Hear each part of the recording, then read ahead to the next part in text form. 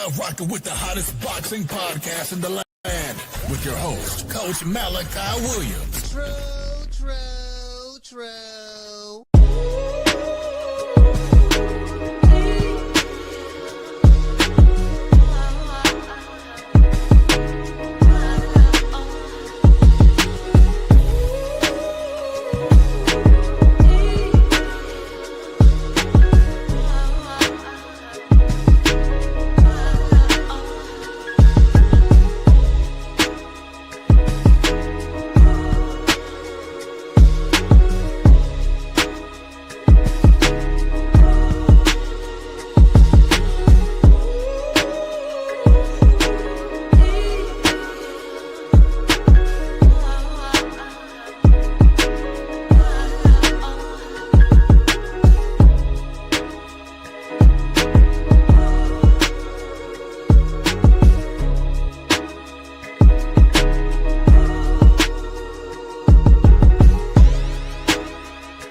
For the thousands in attendance and the millions watching around the world, ladies and gentlemen, let's get ready to rumble! Yeah. What's up, family? This is our boy, Coach Malachi in the building. We are back on Too Many Podcasts. We are back. Yeah, man, salute to everybody, man. Hope everybody having a happy. What day? The day what, Wednesday, right? Hold on. All right, there you go. You got to get back adjusting to my damn lens had went blurry. Yeah, I think the day Wednesday, right? Yeah, the day Wednesday. Man, shout out to doggone Schoolo. Schoolo, what's up? Hey, Schoolo, you know what, fam? Hey, check this out. Man, I gotta buy my son. He be doing a lot of gaming on Fortnite right now, so. He has his little laptop. He plays Fortnite on his laptop. So I'm like, man, damn, I'm gonna have to buy him a setup like I have. So I have a 49-inch Samsung monitor right here in front, right? I'm like, man, I'm gonna have to get him I'm gonna have to go get him the monitor, set the desk up, because I'm hoping what I'm hoping is this. I'm hoping if I'm like, man, if he gonna be on the game, let's start the YouTube channel. Let's start the channel, and you get what I'm saying? And all that right there, because he's 11. So I'm like, shit. Ain't no telling where it's gonna go at, So you get what I'm saying? So I gotta, I'm like, man, I gotta go buy him the monitor and all that stuff there, When I saw your name, I thought about the gaming. Hey, shout out to Tony Montana. What's going on? Hey, man, you already know. The stickiest of the icky. You want to smoke with the old boy Rick James? Boy, I ain't gonna say a lie to you, but I'm on some of that. Ooh, wee. That's, man, shit. This shit right here, now this shit right here, what it was, I had one that's the bomb already, then I have another one that's the bomb. So I just took two bombs and put them together. You get what I'm saying? And man, out of the bomb. Let me tell you something, man. That bong is a whole nother experience. And then what's that?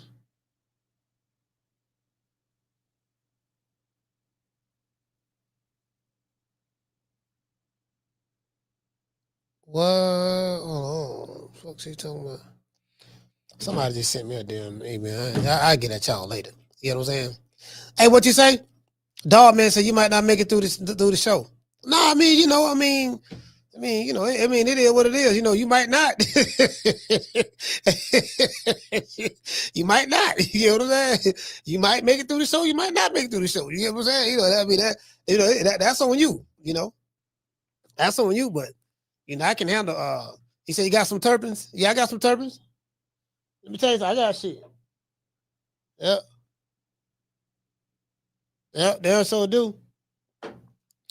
Shit, that last night was some of the best sleep I've had in a long time. Last night was some of the best sleep I've had, boy. I'm talking about, boy, I had them. I got some of these drops right here, boy. Had them drop, had them dropped it under you got to drop it under your tongue. Man, shit, bro.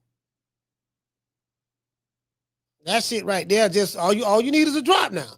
I'm talking about like a small drop. It's a small drop. That's all you need. You know, man. Well, that's all I need anyway. Bruh, I slept so good last night, fam. I was like, man, I should have been. I'm saying to myself now, man, I should have been taking this shit. I should have been, you know what I mean? Because, you know, I got my medical card. So I should have been taking this shit. Man, I slept so good last night, bro. Man, I ain't slept like that in a long time, fam. You got that, you know what I mean? So anyways. Yeah, I got that. That's what I got right here. Yeah, that's what I got. The tincture, yeah. That shit, man, that tincture a motherfucker, boy. Hey, that tincture, man, shit. hey, yeah, if you got insomnia, I got something for you. If you got insomnia. Yeah. Got insomnia, boy. Shit. Yeah, okay. Don't worry about it, baby boy. You finna be asleep in 5, 4, 3, 2, 1. You know what I mean? For real. Come on now, dog. Come on, man. Yeah. Shit. You know what I mean? So it is what it is. You know, I only take it at night. I advise you just take that at night. Don't take that shit during the daytime. Take that shit at night, boy. You take that shit during the daytime. I seriously doubt you accomplish any goddamn thing. Yeah, that you take that at night when you're not finna go nowhere. You know you take that at night right there. That's what that's for. Hey, shout out to Boston Jim. Jims, what's going on, fam? Jims, what's happening? Hey, man. Hey, you know what? I'm tell y'all some real shit. Boston Jims, like I really enjoy his content, bro. Like that dude right there is, you know how to break fight film down. You go there, you be learning shit, different boxing terminologies and all that stuff there. And you learn how to actually look at a fight and understand styles and stuff like that. He the only one on YouTube doing that. He the only one doing that, man. I fuck with Jim. This shit different. This shit different. You know what I mean? You know this channel over here. You know we about boxing and comedy. This is a boxing and comedy channel over here. You know what I mean? Like we got a whole lot of motherfuckers mad at us. We talking shit, laughing and kicking and shit. You know, we talk that boxing shit. You get what I'm saying? We talk that boxing shit now. We come with the boxing criteria. We go to looking at these niggas' resumes. Y'all be hollering about this dude Donkey Kong. And you know what I mean? Yeah, he 42 and 0. And I'm like, look, man, hold on, okay. And, you know, this one nigga, yeah, well, hold on. What's my man name? Jaime Mugia. I say, yeah. See, you got to look at which for most of the company they with too, because you know Golden Boy. Okay, that's that Golden Boy special over there. We know what's going on over there. They ain't got nothing but some cherries and cans. All right, let's see. All right, okay, this the PVC over here. Yeah, they been hiding this nigga behind. This nigga been in the witness protection program. We know they been feeding him cans. All right, cool. Padding his record. Padding his record. All right, cool. What they doing over there? So you get over. We get like when you come over here. I'm gonna give y'all the criteria. Look, dog, this what it is. This shit fugazi. This shit smoking mirrors. Nah, he got about 3 of these niggas on the payroll on YouTube, so they making all these comments. This how Google go. Like you learn a whole lot of shit over here. Over here, you learn a whole lot of shit. True. Nigga, hey, man, this man fighting bums, man. But this bum is taking the easy matches, fighting other bums. The oldest trick in the book. They hit a motherfucker with the old flim flam. They hit a motherfucker with the old flim flam. Like, man, come on, man. Hey, this what get me too, right? They have a whole posse, an entire posse. That's old school for you jitterbugs. That means a lot of people. You know, you got a posse, your whole crew, right? No, they got an entire posse. You know what I mean? Be cheerleading these motherfuckers. I like, man, how y'all falling for this shit? You know, yeah, nigga, you saw what he did. You saw what he did to Papa Smurf now. Like the man locked down Papa Smurf, fam. The man locked down. You saw what he did to Papa Smurf now. All right, now. You get what I'm saying? I'm like, fam, how y'all be falling for this shit every goddamn fight? All in the lead up to the fight. I'm like, every time. Like, these motherfuckers ain't learning nothing. And I know what it is. It's these new booties. You know what I mean? That's coming in the game. It's like, man, I'm telling you, it's the influencer boxing fans. A lot of the influencer boxing fans are online in boxing. So that shit kind of like muddied the waters. You got a lot of influencer boxing fans. Influencers like Jake Paul, he brings fans to the sport. They don't know what the hell they looking at. Like Jake Paul can be in that motherfucker with a, you know what I mean? Like they gonna cheer for him no matter what he do. He can throw a feint, and they'll be like, "Oh, look how Jake threw that feint, and look Jake did this and Jake did that." So he got a bunch of little kids. We already know who his fan base. Just a whole bunch of little goddamn kids. Cause I remember the little kid that lived next door to me. He came over here playing with my daughter and my son. Him and his brothers. It was 3 of them. They came over here. They were playing in the backyard on the patio and stuff. And he asked me about, did I know Jake Paul? And he was 12. And his eyes lit up. And I went to a Jake Paul fight. I actually went to a Jake Paul fight. He fought Mike Perry. Mike Perry is like, I think he's the bare knuckle heavyweight champion or something of that sort. I went to a Jake Paul fight. That bitch was sold out, bro. It was sold out. The fight was sold out, bro. It was a lot of couples there, a lot of Hispanics, a lot of white people. It was mostly white people and Hispanics at his fight. That's his demographics. That really was mostly white people there. And some Hispanics. That's his demographics, right? And yeah, man, the shit was crazy. Me and my homeboys, we went. I'm like, this bitch packed, but that bitch was sold out.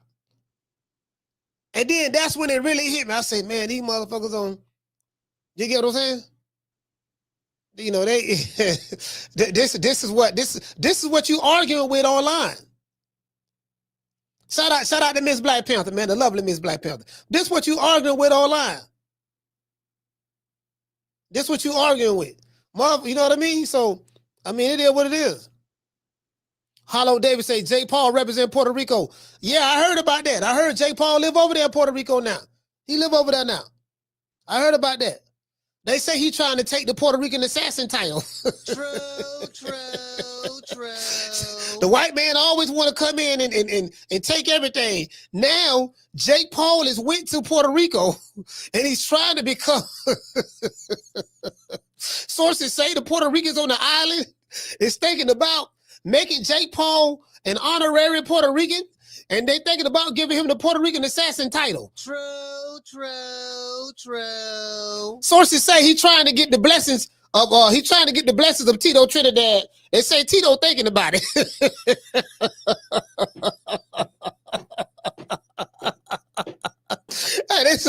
They say Jake Paul over there in Puerto Rico, he trying to get the title. Hey, he trying to get the. They say, hey Jamie, where Jamie at? Hey Jamie, we trying to get the Jake the Snake, trying to get the title over there, man. That Puerto Rican assassin, he don't move over there. He staying over there. You get what I'm saying? You know what I mean? Facts. He over there with him. He over there with Mark Anthony, Daddy Yankee, all them over there. He over there. Shit, Jake the Snake over there right now. So you know, it is what it is. So we try to figure that out. I don't know what the Puerto Ricans gonna do over there on the island. I gotta talk to Jamie. I need you to drop a kite to your people. Drop a kite to your people over there on the island in Puerto Rico and let me know what they say. You get what I'm saying? Hey,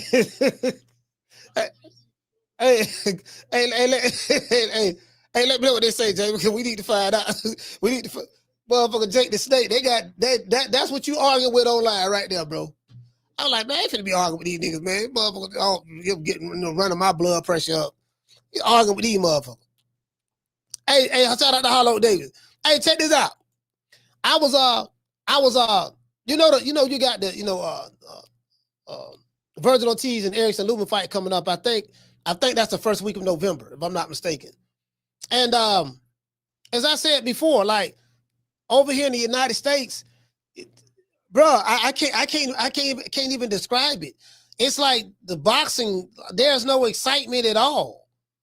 You know, it's like we went on this big roller coaster. We hit the Canelo and Crawford fight. Everybody was excited about that. Then bam, like a fucking crash. It's like, okay, what's next? What's next? Guess what? It ain't nothing next, really. You know, it ain't nothing next. Like the fights that could be next, you know, the ones that is coming up, they in Saudi Arabia. Abdullah Mason fighting in Saudi Arabia. Bam fighting in Saudi Arabia. Haney and Norman fighting in Saudi Arabia. the Mexican monster, David Benavidez fighting in Saudi Arabia. You get what I'm saying? So it's like, okay, you know, what, okay, you know, like what's up? You know what I'm saying? You know, I'm saying over here in the States, like what's up? So we got Lubin and Vergil Ortiz. So like, you know, and you know, that's a good fight. That's a good fight. Really good fight. You know, I got some people saying, look, man, coach, man, Lubin is a live dog in this. I've been hearing some stuff from people.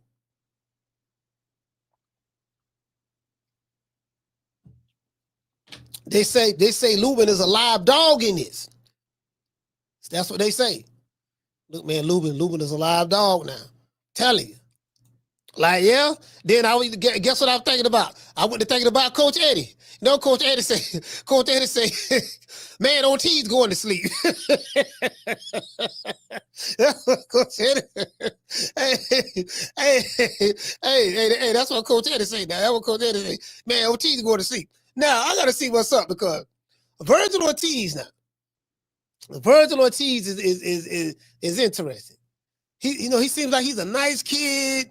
He's a nice kid. He's very soft-spoken, very mannerable young man. You get what I'm saying? I see killer in him. I think I see kind of killer in him, but it's kind of like he too nice. You know, he like holding back and stuff like that. You get what I'm saying? He need to become a little bit more vocal. Well, now what I do like about Boots, on the flip side, Boots started to say, yeah, man, I want all the boys. We coming for all the belts.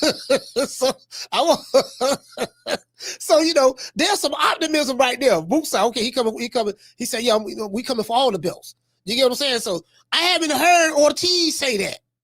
See, that's what got me kind of worried about Ortiz. He ain't saying, yeah, you know, man, I'm in 154 now. I'm finna beat all these niggas' ass. Yeah, that's right. Anybody got a belt can get it. You know, yeah, tell the Russian Backrov. Yeah, he think don't nobody want to fight him. They say he the boogeyman. I want to fight you. Then tell the other dude. You don't hear Vergil Ortiz. You don't hear Vergil Ortiz saying that. At least Boots say, yeah, man, you know, we coming for all the belts. We want all of those guys.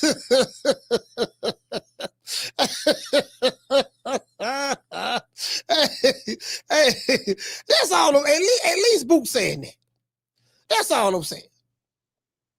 Hold on. What you say? Hold on. Somebody said something. Hold on. What Ace said? Ace, where you at? He said, Coach, I watched the Mama Hofield episode you did last night because I missed a live show. He said you had me in tears. Stop. Mama Ho sitting there. Hey, Mama Ho had no grab her cup. She grabbed her cup. She had a bottle of coconut water. A bottle of coconut water. She had no grab it like this. She drinking out the water. Okay, hi. Grabbed it with two hands. Just like my mommy taught me. This nigga drinking out of. Man, grabbed the motherfucking cup with his legs crossed. Grabbed the cup with two hands with the drink. Nigga, like, once you pour the top, you pour the drink. You supposed to be drinking it like this. He supposed to be like. You know what I mean? He what I look like. All right, guys, hold on, young guy, hold on. Nigga drinking with two hands. This nigga's a bitch. Drinking with two hands. Oh, two-hand drinking ass nigga. Hey,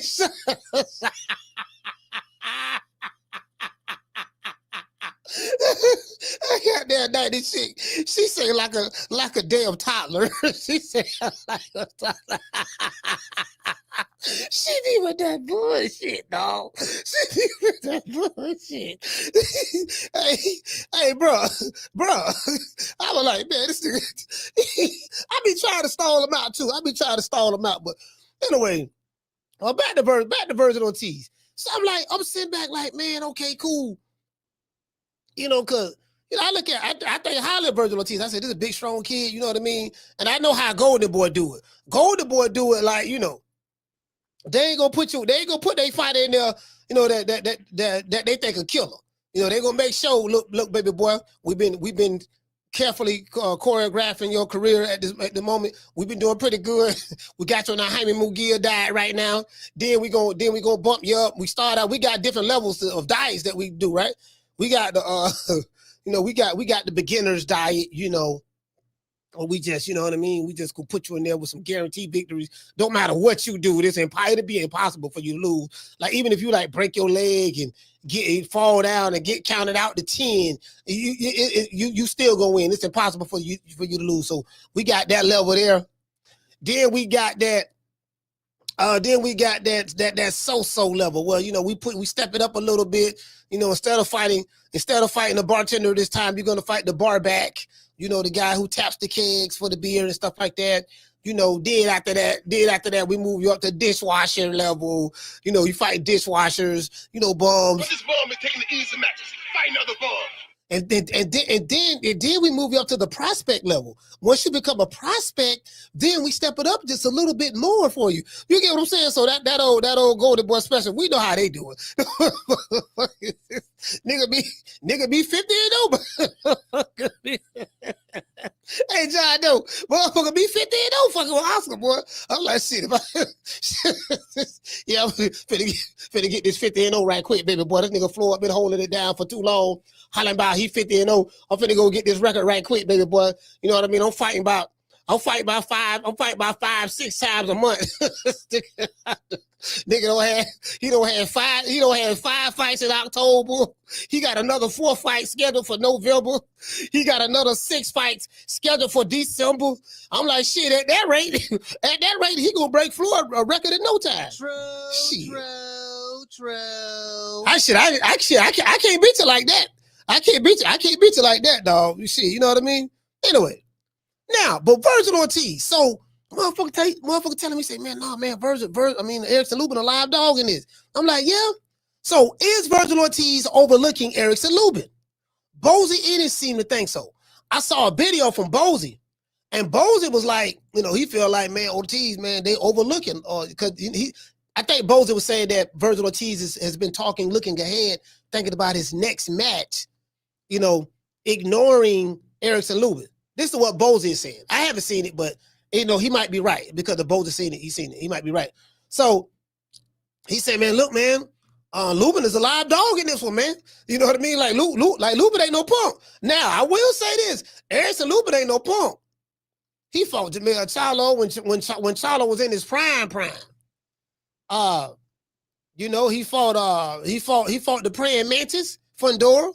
He fought the wrong game plan to me, but you know, he fought him. He was looking like the Elephant Man too, and he dropped him, and he dropped Fundora. He dropped him as well, you know. So, yeah, man. Listen, boy, hey, Fundora, that boy, hey, listen, Fundora, man. You get what I'm saying? I mean, not Fundora. Talk about Lubin. That goddamn Lubin, man. You get what I'm saying? So Lubin, shit, Lubin. Hey, listen. You got to kill Lubin. I'm telling you, now listen, you gonna have to, man. Shit. Yeah. Yeah, see, I got some of that. I got some of that down hitting in this here too. See, y'all don't know nothing about this here. See this is honey. See, hold on. Let me put y'all up on game right quick. You take the bud, right? You take the endo. You take the bud from the endo, the flower, and you put it in your coffee as well. Just put a bud in there. You can still smoke it afterwards if it's still not, you know, or you can digest it, however you want to do it, right? But you put the bud in the coffee. It releases chemicals, you know, like if you burn it, if you smoke it, that's one way. But when you put it in the coffee, it releases certain chemicals that you're not going to get from the smoke. You get what I'm saying? This is how the doctor explained it to me. So it releases the chemicals. You know what I'm saying? That's all. So y'all need to try that. Miss Black Panther, what's going on? But anyway, back to what I was saying. So Vergil Ortiz, so Lubin coming to fight now. Like, man, you know what I mean? Like, shit, motherfucking man. Motherfucker, Lubin ain't coming to lay down. This might be, now, if Oscar De La Hoya them cherry pick Lubin, this might be a cherry pick that go wrong right here. Again, I ain't sure now. I'm not sure. You get what I'm saying? But I'm just, you did. So, anyway, we're going to see what's up. In a recent video, Bozy Ennis speaks out about how he feels about the upcoming Vergil Ortiz versus Erickson Lubin fight. Also, guys, I found a brand new video of AB about billions. Adrien Broner, he's back training. AB is back, baby. He back training. Guess what? Y'all gonna like this video. Anyways, now this is what Bozy Ennis said. Bozy Ennis said, and I quote, he said Ortiz needs to be focusing on Lubin. It seems like Ortiz is overlooking Erickson, overlooking Lubin. This is what Bozy Ennis is saying. He said Lubin is coming to fight, and he's a live dog in this fight. End quote. Now, this fight is scheduled to go down, if you guys don't know, November the 8th at the Dickies Arena in Fort Worth, Texas. I will have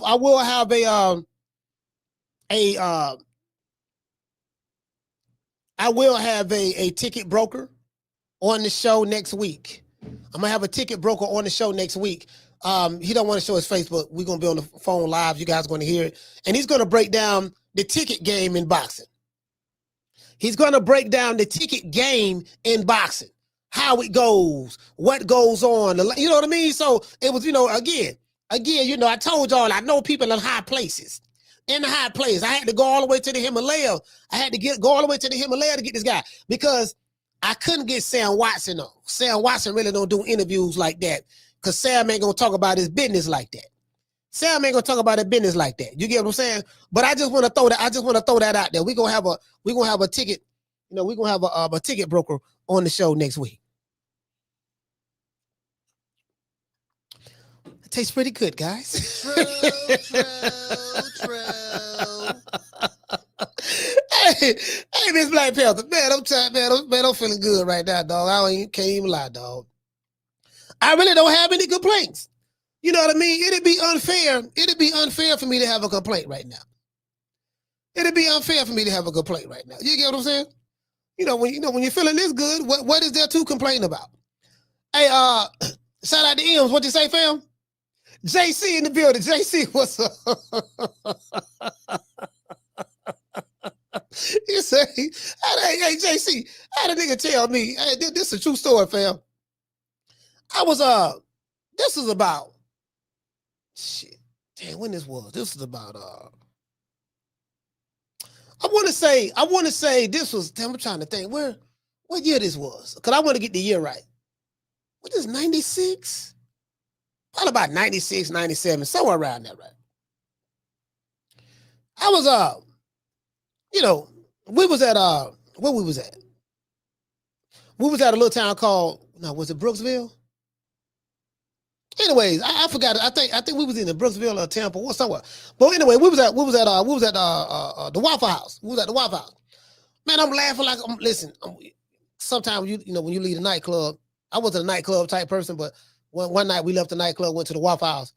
So man, my cousin 3-4, and it was another dude. I forgot the other dude name. One of my homies, right? But anyways, I'm laughing like a motherfucker. Make a long story short, so the dude, I can't remember his name right now. He got mad that I kept laughing. He said, "Man, you always laughing all the time, man. What the hell you be laughing for? What be so goddamn funny?" And I wasn't smoking weed at that time. And I was like, "Man, niggas," I say, "Shit, I always laugh." And I'm like, "Shit, funny to me." You get what I'm saying? I mean, I was a little younger, of course, but and this dude right here was always serious about stuff. I said, "Man, dude, like, nigga, you always serious all the time, bro. Like, the shit funny. Like, I'm laughing at him. Really, I think I was laughing at him because he looking all serious. I'm like, man, we got all these females here in here at the Waffle House, and this nigga, he trying to be the hardest nigga in the Waffle House. I'm like, fam, we got all these females, everybody trying to holler, do their thing or whatever. You the only nigga in here with his mouth poked out. True. I'm laughing at you. Shit. All these honey dips in here, you want to be, you get what I'm saying? Anyway, AB is back, y'all. So I just want to throw that out. The AB is back. I got some footage I want to show y'all. Now, as I said before, this fight is going to be November the 8th, like in Fort Worth, Texas, right? So, I don't know what the ticket sales are looking like. Maybe it'll pick up as the fight gets closer.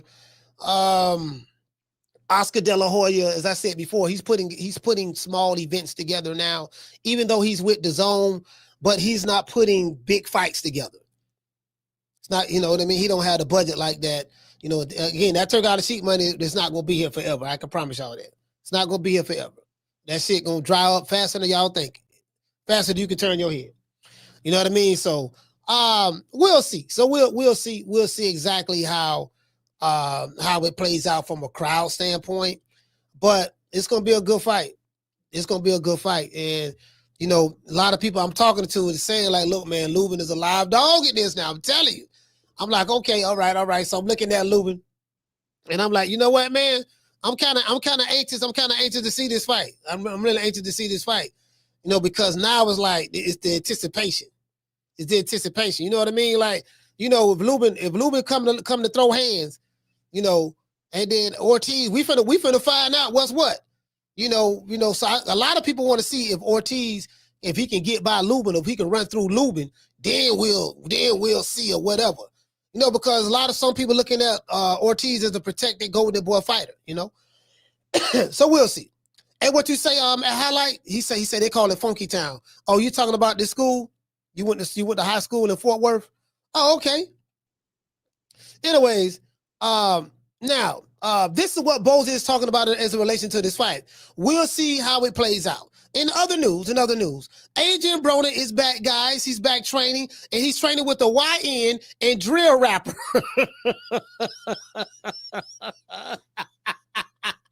And drill rapper named Louie Laflare. Louie Laflare, you know what I mean? AB is training with the YN and a drill rapper by the name of Louie Laflare. True. I ain't making this up. I got the receipts. I have the receipts. Got the receipts. You know what I mean? Got or halves, however you want to say it. You know what I mean? However you can understand it. I have the receipts.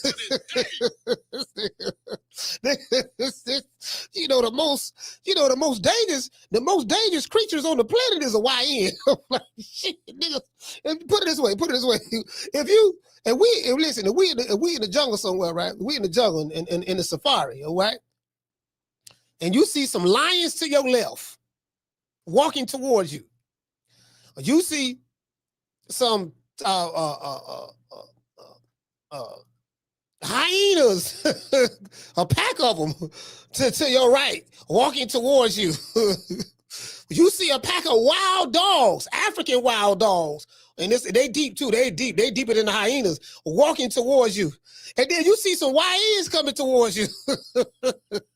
I'm going to tell you right now, which one is the most dangerous out of this group? If you got a pack of hyenas, a pack of wild African dogs, you got a herd of lions coming towards you, and you got some YNs coming, I'm telling you, the YNs is the most dangerous. You stand a chance. You stand a chance with the wild dogs and the hyenas and the lions now. You stand a chance with them. But no YNs, no sir. No sir, no sir, no sir, no sir. No sir, I'm telling you right now. I'm telling you some real shit. Tell you what God love. It is what it is. Hey, he said that's a whole lot of barking. Hey, WMS. But I be watching them animal like videos, right? So I've been watching them animal videos. So yeah, man, like I know about them African wild dogs. There's a bunch of they eat you alive, dog. When they attack their prey. At least the lion, he'll lock on your throat and suffocate you before they try to eat you up. You know, sometimes, you know, not all the time, but sometimes. Just depends on how many of it is. But the African wild, you could be running from the wild dog, fam. You could be running from them, and they could be taking bites out your ass while you're running. Hack up. Then you go to breaking down, you go to getting tired, and they just, oh my God, eating you alive, dog. I'm talking about, listen, y'all look up them African wild dogs. Telling you. But they don't even play. You know, they don't even play, boy. They be on your ass, boy. I'm trying to tell you, boy. Anyway, today's show is sponsored by Foster's Barbershop. If you are in the city of Tampa, download the app Booksy. That's BOOKSY. Look up Foster's Barbershop. Let them know that Coach Malachi sent you. You will receive a 10% discount. Foster's Barbershop is located at 1923 West Main Street, West Tampa, Florida. Once again, use the promo code. Let them know Coach Malachi, and you will receive a 10% discount. Let's give our sponsor a round of applause. Yeah. Yeah, them motherfuckers. Hey, boy, them wild dogs get on your ass, nigga. It's a wrap. Hey, you got a chance. You got a chance with anything else. You know, Lions. Yeah, you got a chance with them. You got a chance with Lions. You know what I mean? Shit. You know what I'm talking about? Hey, what you say? Albert, he say polar bears, Alaska. Yeah, you got a chance with them too. Listen, you got a chance with them too. You got a chance with them too. You get what I'm saying? So anyway, hold on. As a matter of fact, let me show y'all what Bozy said. But before I do, I want to thank the hood. I want to thank the whole hood who came out here. I love y'all. I did this for the hood. Y'all know I beat that boy. All right, let's see what Bozy talking about. Let's see what Bozy talking about right here. Because you know, I haven't even broken this fight down yet, but I think Lubin is a southpaw, right? I think Lubin is a southpaw.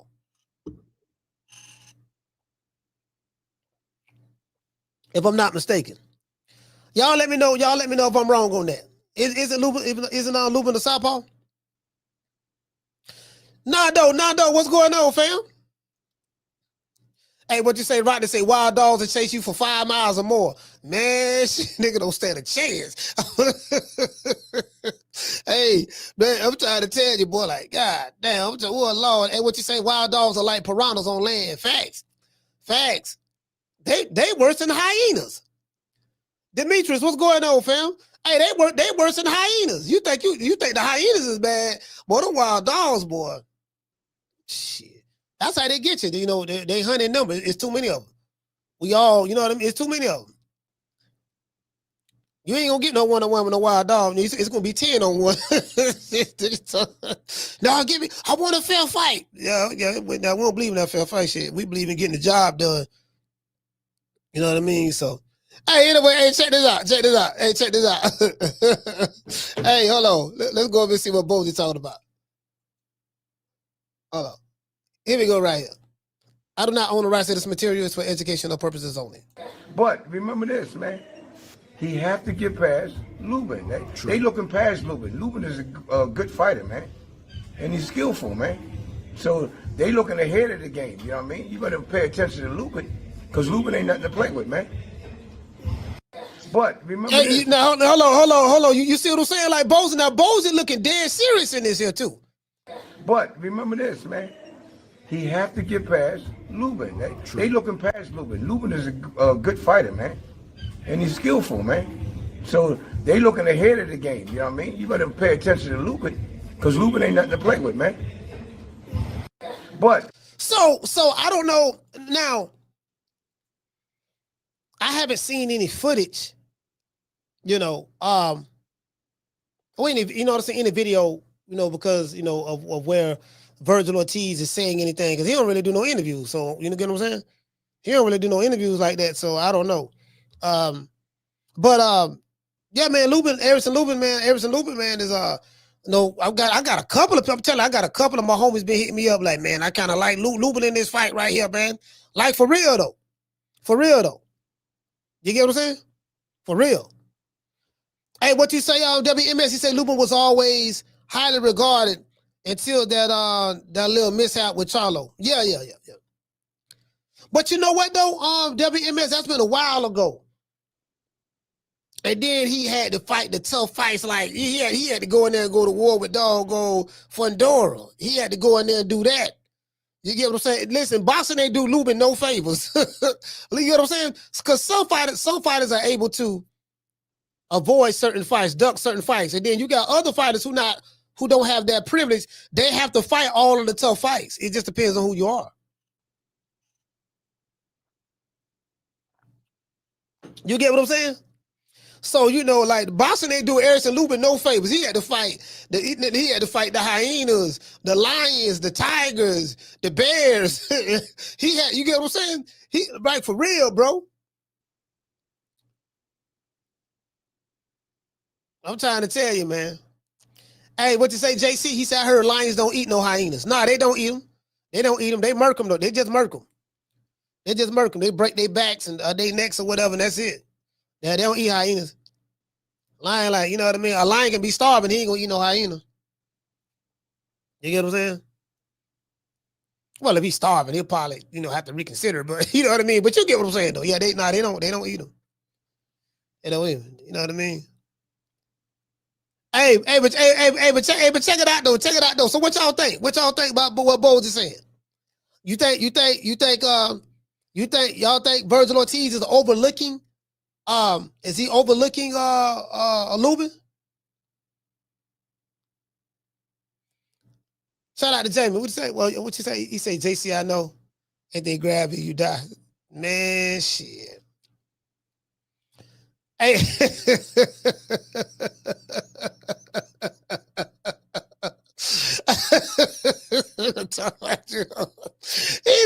What the hell you talking? Hey, what you say, fam? Hey, what he say? Hey, he say YNs can't survive against someone with basic judo or wrestling. Yes, they can. The YNs got switches. True. Yeah, see, the YNs got something called switches. See, they got switches for judo and wrestling. That's what the YNs got. You get what I'm saying? So, you know, that's why I say, see, they got switches, see? I ain't talking about the switches that I used to get whippings with when I was growing up. Hey, shout out to James. What did he say, James? He say Nuben's not coming off of the laws. He's been winning. Oh, okay. The laws, I don't know what you mean by that, but yeah, man. Hey, what did he say? Highlight space. He said Victor already said he wasn't overlooking him. Yeah, hey, see, that's what I was saying. Highlight space. I didn't see any. That's what I was saying. Haven't seen any video footage of Victor Ortiz saying that would lead me to believe that he's overlooking Erickson Lubin. I haven't seen any footage of it. That's what I was saying earlier. You know, but I don't know. Maybe Bozy might have seen it though. Yeah. Hey, what is he said? YNs don't fist fight. Don't facts. No, you ain't gonna get that from the YN. They don't know how to fight. They didn't come up in that era.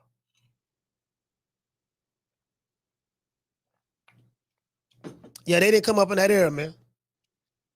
They came up in the. Yeah, they don't know how to fight at all. They didn't come up in that era. Hey, Mason, what's up, fam? Shout out to Mason. He said, do this fight, got the IBF rehydration. No, you know what? Hey, Mason, this is Vergil Ortiz have a I think he got an interim title. He don't have a belt yet. He don't have a real belt yet. You get what I'm saying? He don't have a real belt yet, Mason, so he's fighting for the interim title. As a matter of fact, here we go right here. Check this out. Because they were supposed to fight. Hold on, because Mama Hofield's son's supposed to be on this card fighting. It's my son. Hey, look here. So here you go right here. This it right here. Erickson Lubin versus Vergil Ortiz versus Erickson Lubin. You get what I'm saying? Shit. Motherfucking man, Lubin, man. Yeah, man, motherfucker, baby, man. Hey, you know what? Nigga, Coach Eddie, listen. Y'all heard what Coach Eddie said now. You heard what Coach Eddie said. You know what I'm saying? Oh, and Coach Eddie, hey, look here, man. Nigga, oh, no, now. Oh, no. Hold on, let's go back. Let's see. Who's supposed to be on the undercard? Oh, this the undercard right here. All right, we know Schofield ain't gonna be on there, so yeah. So hold on, what we got? This the undercard. K-Town, 254. Okay, this dude here named K-Town. He fighting a dude named David Stevens. Well, they ain't got a picture of him, so I don't know who that is. Let's see.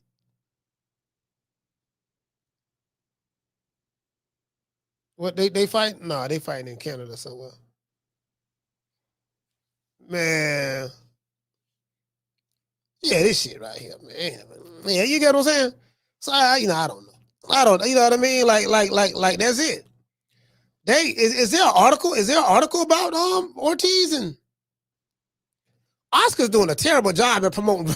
Oscar's doing a terrible job. Oscar talking about something. Vergil Ortiz, he's a superstar. A superstar where?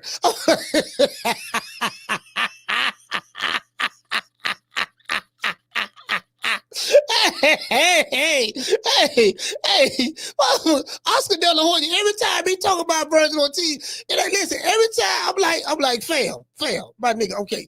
You listen. I was with you in the beginning, but now, dog, like this is starting to sound too repetitive, man. Like you said, the man a superstar. How, bro? Like, don't nobody even know this man got a fight coming up right now, bro. How you what superstar where, fam? I am sick of hearing these bullshit Superman stories about the Wassa legendary Bruce Leroy catching bullets with his teeth. Catches bullets with his teeth? Nigga, please. See, this what I was saying. This what I was saying, right? Like Vergil Ortiz and Boots, they need each other. Now y'all got to fight, dog. Like, come on, fam. Like, y'all got to fight. Nigga, Sugar Ray fought Riffle Benitez. Goddamn it, when he was a jitterbug, he was in his early 20s. Goddamn it, then he fought Tommy the Hitman Hers, and he was in his early 20s. Like, man, y'all got to fight, dog. Y'all need each other. Because I'm hearing all these bullshit Superman stories. One dude hollering about everybody scared, they don't want to fight him. Another dude hollering about everybody scared, they don't want to fight him. And another dude hollering about everybody scared, they don't want to fight him. There's three fighters who everybody say they scared to fight. I'm hearing people scared to fight Vergil Ortiz. I'm hearing people scared to fight Boots. I'm hearing people scared to fight Bakram. All three of these niggas in the same weight division. True. All three of them in the same weight division. Okay, if all three of y'all in the same weight division and you holler about you want to fight everybody, but everybody avoiding you, are y'all avoiding each other?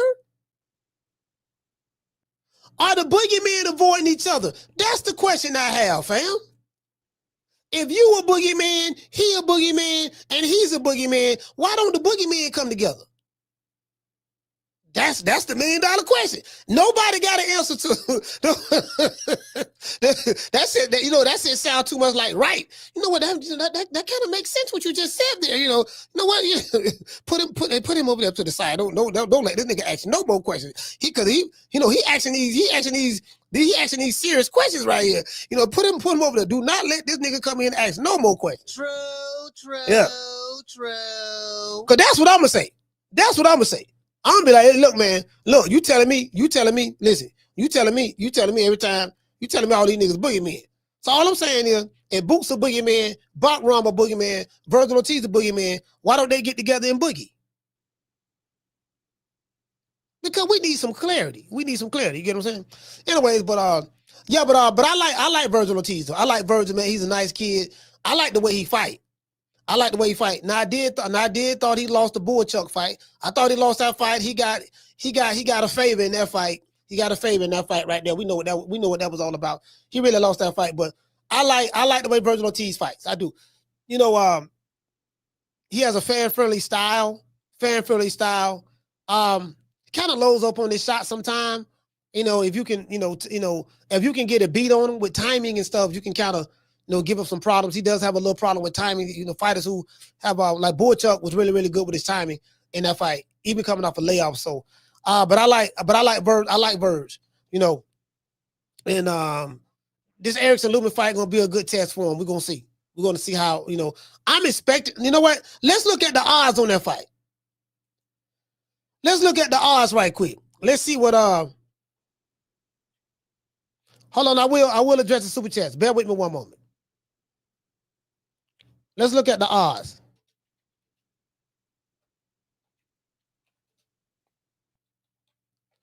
Let's look at the odds. Okay. So according to AI, Vergil Ortiz is a -650 favorite. minus 650 to -750. Meaning if it's 750, you got to put $750 down You gotta play $750 on Vergil Ortiz just to win $100 if he wins. $750, you know what I mean? So Erickson Lubin is a plus 475, plus 4 3/4, plus 4 3/4, or plus 5 1/4, 525. That might, if you thinking, you know what I mean? If you thinking, wait a minute, man, shit, motherfucking Lubin is a live dog in this one. They giving him that much on the odds. You might want to put a couple dollars on there. You see what I'm saying? You might want to put a couple dollars on there. That's all I'm saying. Matter of fact, let me show y'all. Let me show y'all right quick, fam. Let me show y'all right quick. Let me blow it up so y'all can see. Now this AI right here, you see, I typed in Ortiz versus Lubin odds, and it said right here, it said here are the latest odds for the boxing match, and these are the sites that they pulled it from. Pulled it from right here, over here. These are the sources they pulled it from. Vergil Ortiz is a strong favorite, with odds varying slightly across different sports books. So different sports books have different things, right? But overall, they're saying Vergil Ortiz is a minus 650 to 750. Erickson Lubin is a plus 4 3/4 to 5 1/4. 525 to 475, right? So it said how to read the money line odds. A $650 wager could result in a $100 profit. This reflects his status as the heavy favorite. So if you put $650 down on Vergil Ortiz, he win, you'll win $100. Now Erickson Lubin, a $100 bet will result in $525 profit. Really $425. These long odds indicate that he is the significant underdog. Now, if you think Erickson Lubin gonna pull this out, you might want to put a couple of dollars on Lubin, fam. True. So you might want to put a 5-piece on there. Put a 5-piece on him. You might want to put a 5-piece on Lubin. You get what I'm saying? That's all I'm saying. That's all I'm saying.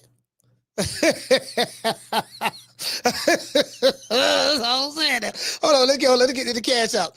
Hey, shout out to Suge Knight Cigar. Hey, okay. We're dropping that quarter over. Bam, dub on your boy. Hey, Leroy. Super chat received. Playtime's over, boy. Suge Knight Cigar he said, Coach, do you think that you can negotiate me a boots fight? My job is cutting back on overtime, and my baby mama is giving me the side eye.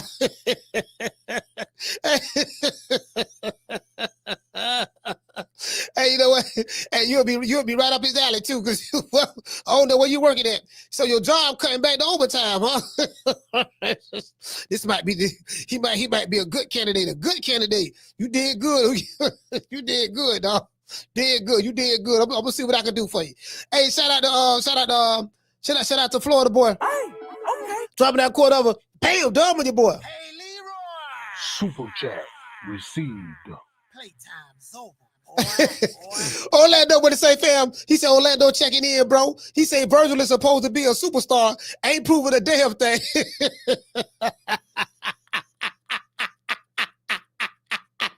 This ball been taking the easy matches. Fight another ball. He said, in Boots gonna whoop buddy ass. Okay, he said Boots go. But now Boots didn't say Vergil Ortiz style is tailor made for him. He said, I like them flat-footed comfort. He said, I like them flat-footed pressure fighters. That is true now. When I say that, listen, Boots do love flat-footed pressure fighters. You saw what he did to Stanionis. Stanionis ain't got no defense. He just coming forward. He was trying. While he was walking him into all kind of shots. Shout out to Florida boy. Hey, okay. Dropping that $2 super chat. He said, Boy Chuck proved Vergil ain't no boogeyman. Okay. A lot of people said that. Shout out to Florida boy. Hey, okay. Dropping that $2 super chat. He said, keep doing your thing, dog. Content fire. I appreciate that, brother, man. Let's hit everybody with the Huggy Bear. Down from the bar, there's a platform stage. People pimping, sharp as razor blades. Yeah, so I'm over here sipping the tea. You get what I'm saying? Bro, let me tell y'all something, man. I wish I was feeling like me right now, dog. Man, I wish I was feeling like me right now. Man, I feel so, bro, I feel like I don't know, like a Buddhist monk or something. Like I'm on the top of the Himalaya mountains, and the air is kind of thin, and you can hardly breathe up there because the air is thin. The higher you go, the thinner the air is. I'm sitting up there, dog, and I feel like I'm meditating, talking to the ancestors, and you know what I mean? That's what it feel like. True. Yeah. D4L say catching bullets. He said catching bullets. He said catching bullets. hey, check this out. You already know. I am sick of hearing these bullshit Superman stories about the Wassa legendary Bruce Leroy catching bullets with his teeth. Catches bullets with his teeth? Nigga, please. Yeah, man, niggas catching bullets with their teeth. All these goddamn all these spar. Hey, shout out to Mika. Mika, what's going on? All these damn sparring stores we've been in. Now, you heard what he did in sparring now. You know what I mean? I'm like, yeah, man, I know, man. Dog, man, we need to go throw some hands, dog. Like, man, come on, fam. Like, fam, look at it. Bro, we ain't got nothing. Hold on, let me show y'all this. I don't think y'all understand how dire this is. This is the Ring magazine.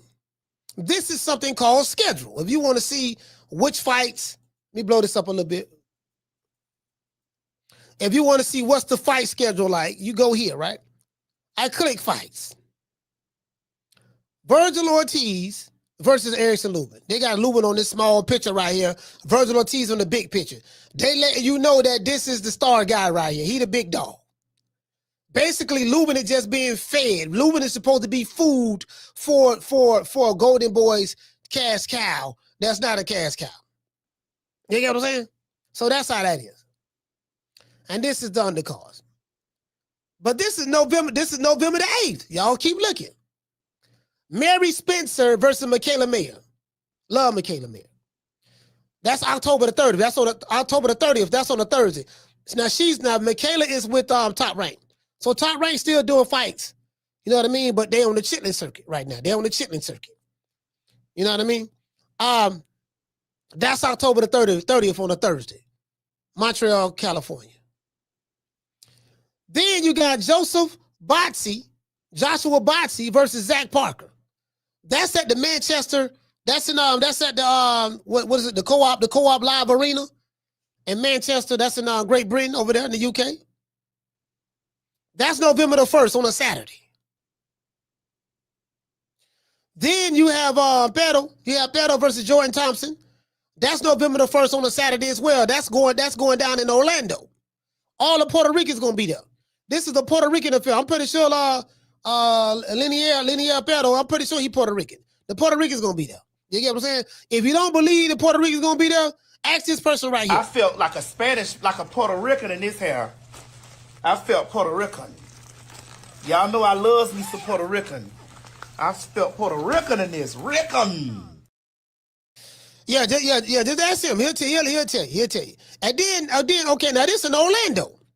This is right? That's November the 1st, Saturday. And then November the 8th, we got Vergil Ortiz versus, this is in America, in Fort Worth, Texas.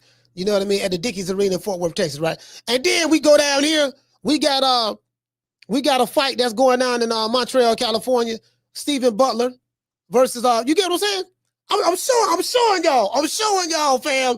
Bro, like we ain't got no big fight. And then we got we got the celebrity boxing match with Jake Paul versus Tank Davis. This is a celebrity boxing match right here. Ain't nobody, you get what I'm saying? Now Alicia Baumgartner, her fine ass is on there. Alicia Baumgartner, she on here. You know what I mean? And so he got all the women on this card right here. Okay. And look, Jake Paul got all the women on the card. I like what Jake Paul is doing for women's boxing. I do. Then he got this dude right here. I met this dude right here. You get what I'm saying? You know what I mean? So, somebody, I think, who that was, somebody was trying to introduce me to him. Damn, what's her name? Coach Sonny. When I was in Virginia, Coach Sonny was trying to introduce me to him. I wouldn't think about that nigga. Hey, what'd you say, Dan? You say Beto is Cuban? Oh, okay. Well, he Cuban. All right. Well, you know, he gonna be Puerto Rican that night. He gonna be Puerto Rican. We gonna say he Puerto Rican that day. Nah, but you know what? Florida got a huge Cuban population too. So we got a lot of Cubans here. We got a lot of Cubans right here in Tampa. A lot of Cubans in Tampa. We got blacks, Cubans, and Puerto Ricans here in Tampa. Blacks, Cubans, Puerto Ricans, and whites. That's pretty much the dominant. You get what I'm saying? A lot of Cubans. When I was growing up, I grew up with a lot of Cubans, and then Puerto Rican, Puerto Rican population. You know what I mean? So yeah, for sure. That's what's here. That's what's here in this city. Then in Miami is everybody there. Oh, we got Mexicans here too. Mexicans. I don't know how I forgot about the Mexicans. And I forgot about the Mexicans. We got a lot of Mexicans here. Anyway, they're gonna be the majority in a minute. And then of course down in Miami, you got everything down there. You get what I'm saying? So you know what it is. But anyway, yeah, back to what I was saying before I got sidetracked. Now I am looking forward to this fight. November the 15th, Chris Eubank and Conor being 2. That first fight was a war. You know what I mean? That was some old Rocky Balboa type stuff and Mr. T and Rocky Balboa. You know what I'm saying? That was a war there. That's going to be a war again. You dig? And then we got Rafael Espinosa. You know what I mean? That's on November the 15th. This is a top rank card right here because they got Cortez. See, top rank, they got Emiliano Vargas is fighting as well. So that's November the 15th. That's in New York. No, that's not in New York. That's in Mexico. Oh, this fight in Mexico, huh? Oh, so top rank doing the move. Yeah, I see what they do. I see why they went down there to Mexico. You can pay them boys in pesos. True. Yeah, so you can pay them boys in pesos. You know what I mean? So that's why they be doing that. I get that. That save money on cost too and overhead. You get what I'm saying? So let's see. What is this? He say, oh, this in Great Britain. I don't know what the hell. What is this? What is this? This is a point to prove. Oh, Eubank versus Wagner. Okay. All right. Then November the 22nd. See, this whole card is in the UK. No, not the UK. This whole card is in Saudi Arabia. We got the Mexican Monsters versus Yard. You know what? Hey, check this out.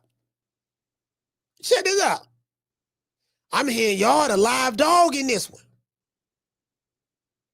I'm hearing Yard is a live dog. It's 2 live dogs I'm hearing about. I'm hearing about Anthony Yard, and I'm hearing about Erickson Lubin. 2 live dogs I'm hearing about. You get what I'm saying? And then hold on, that's all I'm saying. And then check it out. Abdullah Mason and Sam Noakes. That's gonna be a hell of a fight right there, boy. Well, this is gonna let us know. And then my main man Bam Bam. This gonna be a hell of a fight too, because he's fighting a puncher. I ain't listen, bro. I'm just have to lose my money with Bam. I don't give a damn who Bam fight. I'm just have to lose my money with him. I'm riding with Bam till the wheels fall off.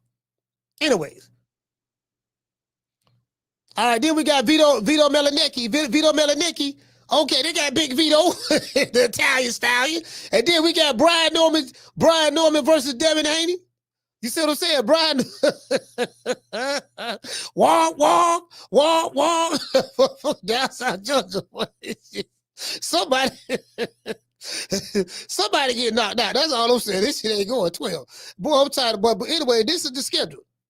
This is the schedule, fam. This what it is. So we ain't got nothing in America, man. Popping, man. It ain't that popping, dog. Like, man, shit, man, bro. We ain't got no big fights, fam. Nigga, bro, like, we shooting better than the broke dick dog right now, fam. That's why, you know what I mean? You see, God damn, bro. I'm saying something that's gonna put the twistity out there, something that's gonna make people go to like, you get what I'm saying? Hold on. Yeah, we ain't got no. You know what I'm talking about? Anyways, man, hold on. Let me show y'all this here. Now, I told y'all I got a video of my dog AB. AB is back. AB is back training. I love his dedication. Now, I want y'all to notice he's training with a YN now. He's training with a YN.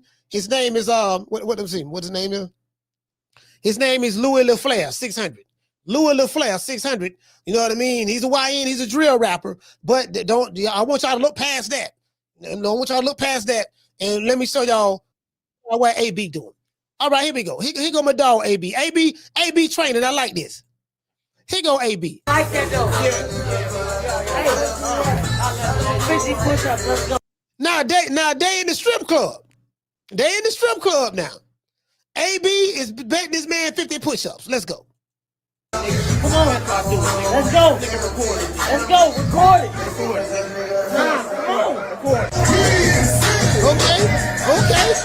Okay, y'all see AB?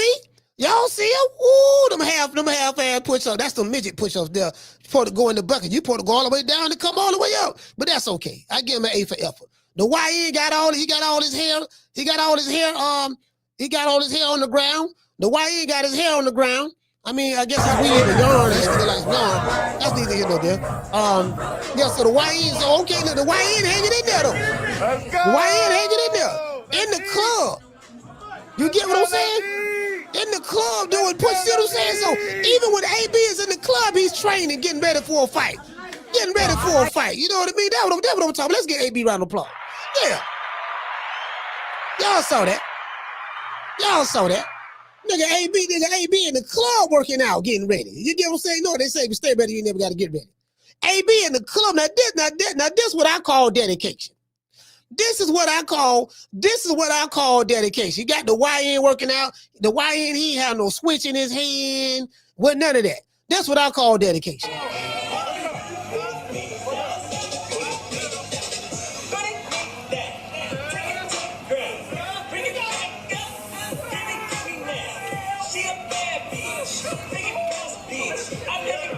Turn around.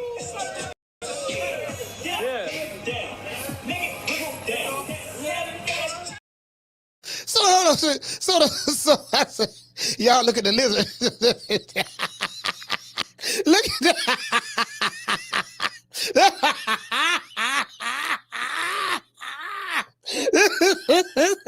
Y'all see this? Niggas with the bullshit. Who put that up? So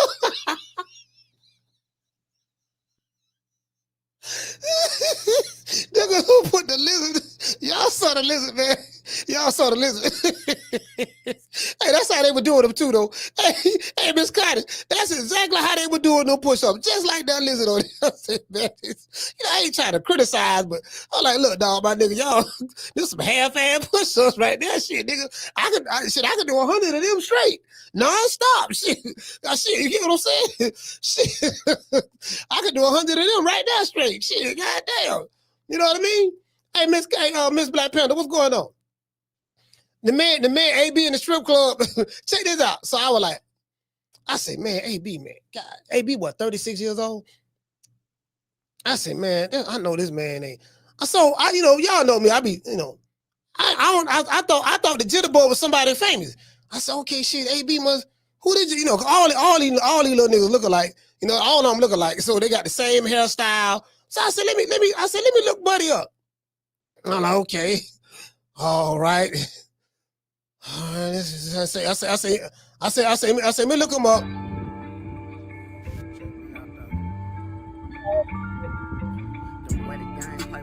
The only reason I ain't about to switch it cause the feds hot. Came home like shit trying these niggas ain't no man. Okay, he talking about switches. While I ain't got your man drop. Most one in my clean hot. Body count with your man. Oh, he talking about the body count. Okay, so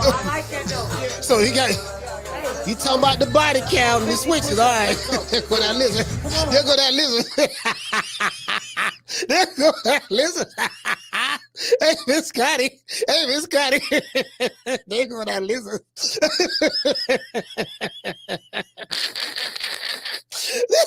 What's the bullshit? These niggas is crazy. Let's see. All right, look like he got his hair up. Nigga got his this nigga got yarn in his head. I'll be there anyway. All right, okay. Look like he got that yeah, all right, well. Man, yeah, man. This one, I can't do it. Yeah, ABC. See that right there. AB too old for this. Now you in the club with a YN. Nigga look like he a drill rapper. He talking about bodies and switches. I heard the man's song. The man talking about bodies and switches off the ripple. You get what I'm saying? Hold on. Sorry about that, y'all. Hold on. Let me drop the phone line. Sorry about that. I thought I had the phone on. Y'all ain't taking. You want to talk some shit? Call me. Start some shit, bitch. Sup, fool? You gonna talk shit about me, homie? Where you from? Hundreds of niggas is waiting for your motherfucking call, and they all talking shit about you right now.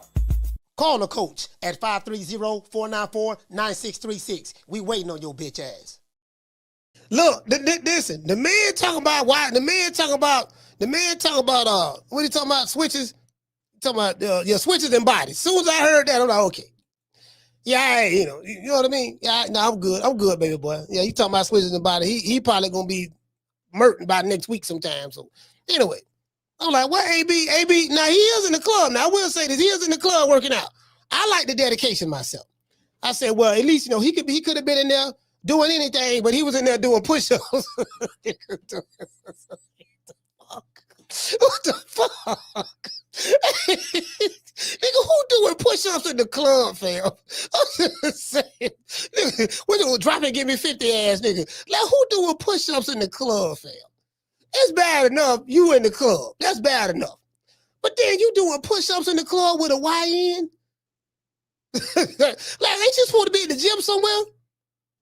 Ain't you supposed to be, listen, ain't you supposed to be at the gym somewhere? Now, I do appreciate the fact that, you know, the YN can do 50 push-ups. Okay, he can do 50 push-ups. Okay, cool.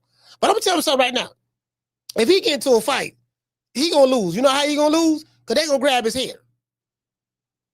If he get into a fight, if that jitter boy get into a fight, we know he going to go get his switch. If he get into a fight, he going to lose. He got too much hair.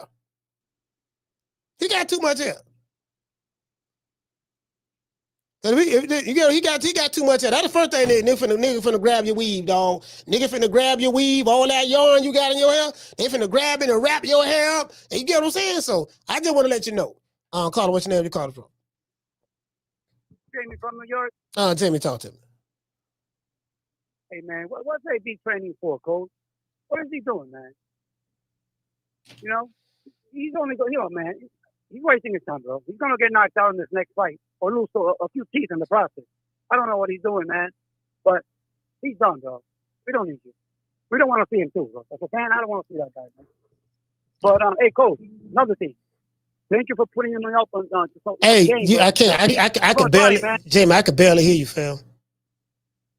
Oh, really? For real? Oh man, how about now? Yeah, I don't know. Better, coach? Yeah, you sound a little bit better. Go ahead. I hope so. All right. I'm in my office. I don't know. But, coach, man, that tea, bro, I'm going to try it, man. I'm going to try that and see what's up. Yeah, the doctor. No, you not now. Hold on now. You got to have some good stuff.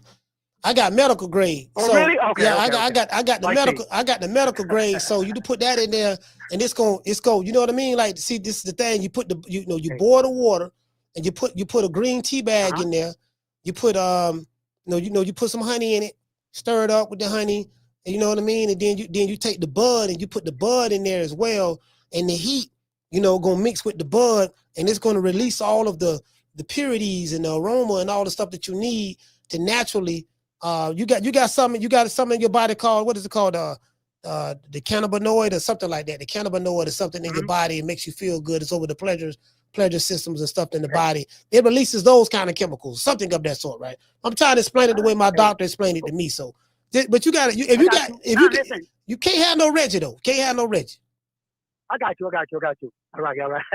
But you definitely caught my attention. I drink tea every day at 10 in the morning, so I'm gonna try that. But anyway, coach, nobody's looking past Lubin, bro. For me, that's just Bozy Ennis just capping for Lubin, and hoping Lubin wins the fight, so they can have another excuse not to fight Ortiz. Scared to take an L. Bro, they hoping they can duck some more. That's what it is, bro. He said he hoping Boots be the one. No, he hoping Lubin be the one to beat him, so Boots ain't got to fight him. Exactly. So they can have another excuse not to fight because he lost to a nobody. Bro, that's crazy, man. So the truth is, man, the two fighters are ducking each other, man. You know what I'm saying? You another thing, Oscar and his team are also scared for the fighter, man. Yeah. Taking an L, bro. So, taking an L, I tell people, man, that doesn't define your career, bro. You know, look, Coach, Bernard Hopkins and Manny Pacquiao lost fights in their early in their career. Yeah. You know what I mean? And they still became legends in this game. You know, Booth and Ortiz are milking it. That's how I see it. You know. Yeah. And I also blame the promoters because they're allowing this bullshit, bro. You know what I mean? They're down with the master plan. You know, so if the fighters want to be popular, you know what I mean? All they gotta do, man, stop wasting time and get in the fucking ring. Respect from New York, Coach. All right. Yeah, man. Shit, that's all. You know what I mean? Hey, what you say? Somebody, M. Cole, he said the cannabinoid receptors in the body. Fact, that's what it is. Hey, M. Cole, that's what it is. The cannabinoid receptors. See, you ain't gonna learn that shit on the street. See, they don't know nothing about that on the street. See, that's what I'm saying. That's why I told y'all. That's why I told y'all. I say, look, the only shit I don't smoke. I smoke the shit that come with instructions. The shit I smoke come with instructions. On the street, they don't tell you about the cannabinoid receptors. You know what I mean? You go to your weed man right now. Yeah, look here, doc. I got something for you right here. Now, this is called shang-lang. What this is this here fires up and charges up your cannabinoid receptors, you know what I mean, in your brain, see, and then that's over, that's over all of your pleasure senses in the body and makes you feel good. It controls your moves and all that there, right? Like the weed man ain't gonna tell you that. Cause he don't know. He don't know. He ain't gonna tell you that. So I'm like, man, you know what I mean? I gotta go get some of that. I gotta go get some of this real shit. This shit that come with instructions. Once you start smoking that shit that come with instructions, you ain't smoking no street weed no more. You might can get some street weed, but you're gonna have to mix it. You're gonna have to mix it with the real shit.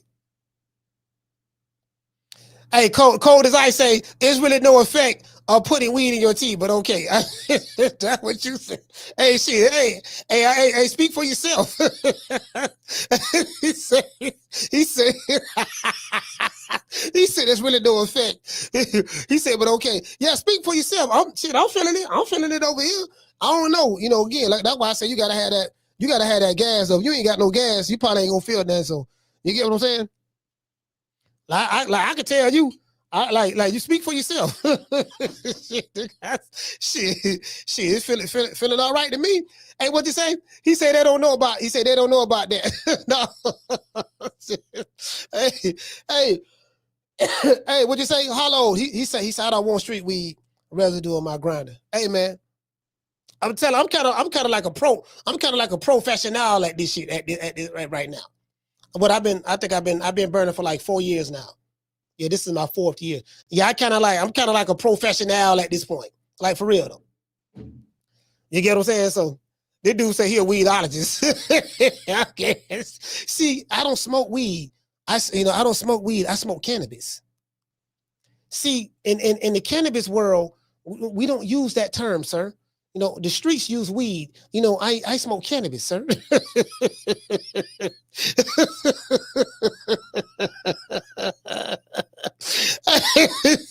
he said he a weedologist. I believe you. You know what I mean? I'm a cannabisologist. You get what I'm saying? So, hey, shout out to Chris. He said I started in 2017 when I blew my Achilles.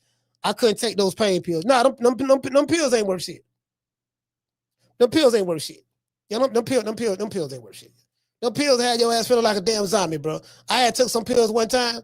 And you get what I'm saying? he said you gonna have niggas putting Reggie in cup of noodle soup scopes. No,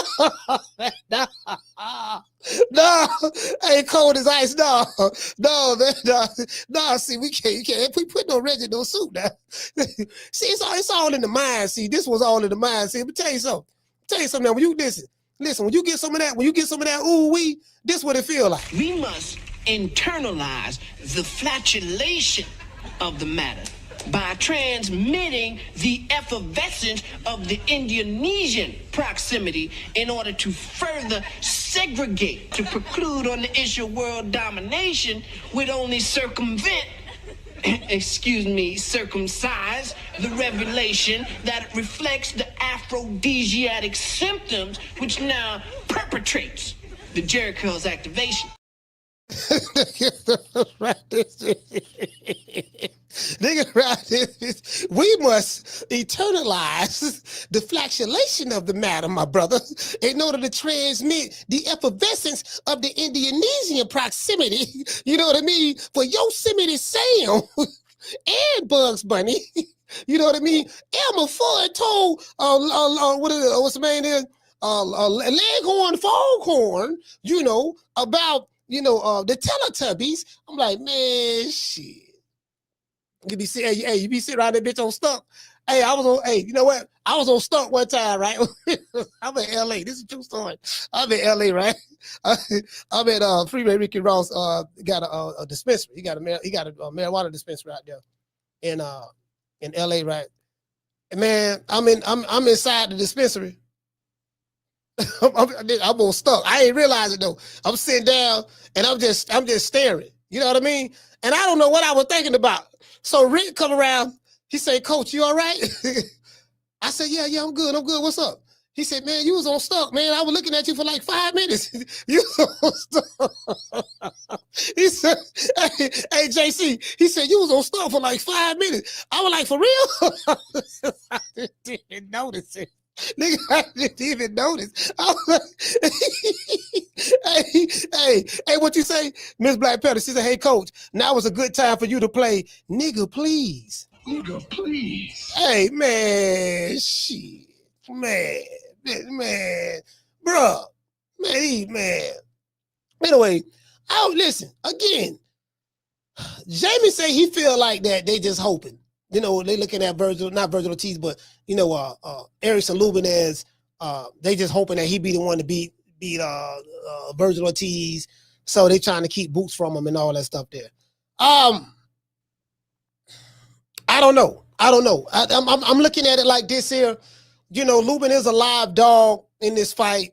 And then, like as I said before, on the Benavidez end of it, I think Anthony Yard is a live dog as well. So and, it might be something worth looking at. It might be something worth looking at. It depends on, again, like me, I try to find out information about what's going on in the training camps. That's what helped me make my picks too. You know what I mean? I need to know what's going on. Like the people in the mafia and stuff, they know. The people who be doing illegal gambling and all that stuff, they're like Vegas. All that whole Vegas shit illegal to me, but it is what it is. But you get what I'm saying? So that they have inside information that the average fan don't have. They have inside information that me and you, the average person in the chat, don't have. J-Rock, what's going on, fam? Schoolo in this bitch. Who else we got? J-Rock. Hey, yo, Mo, check this out, Mo. Hey, listen, check this out. Now, I like the way them DC niggas talk. DC, listen.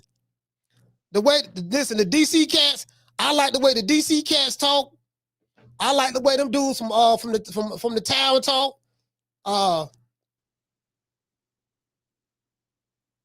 Who else? Damn. DC, the town. Houston. Well, to Texas. I like that Houston slang too, though. And them cats out of hold on. It's so funny talking to that nigga. Them cats out of I want to say Memphis. Yeah, I want to say Memphis. Yeah, I want to say Memphis. Oh yeah, somebody said the New Orleans. Yeah. I forgot all about New Orleans. Yeah, hey D4L. Hey, good looking out, fam. New Orleans.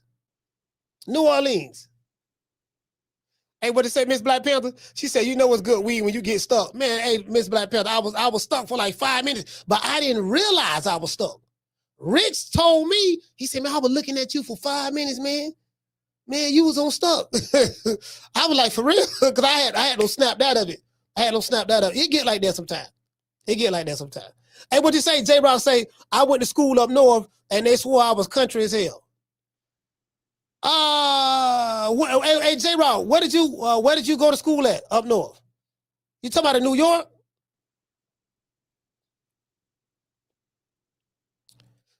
Are you talking about like New York?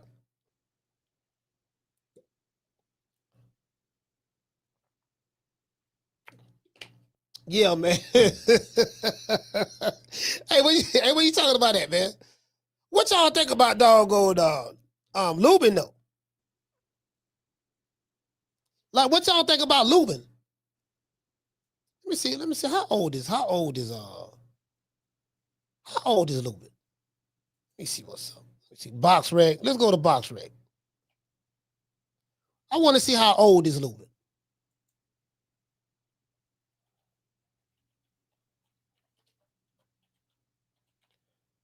How old is Lubin?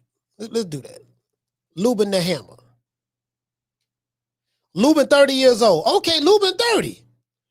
Man. Vergil Ortiz is what? Vergil Ortiz 27. Hold on. Let's go here. See Lubin 30 years old. You know what? Why does it seem like for some reason I thought Lubin was older? Why did it seem like Lubin only had 29 bouts?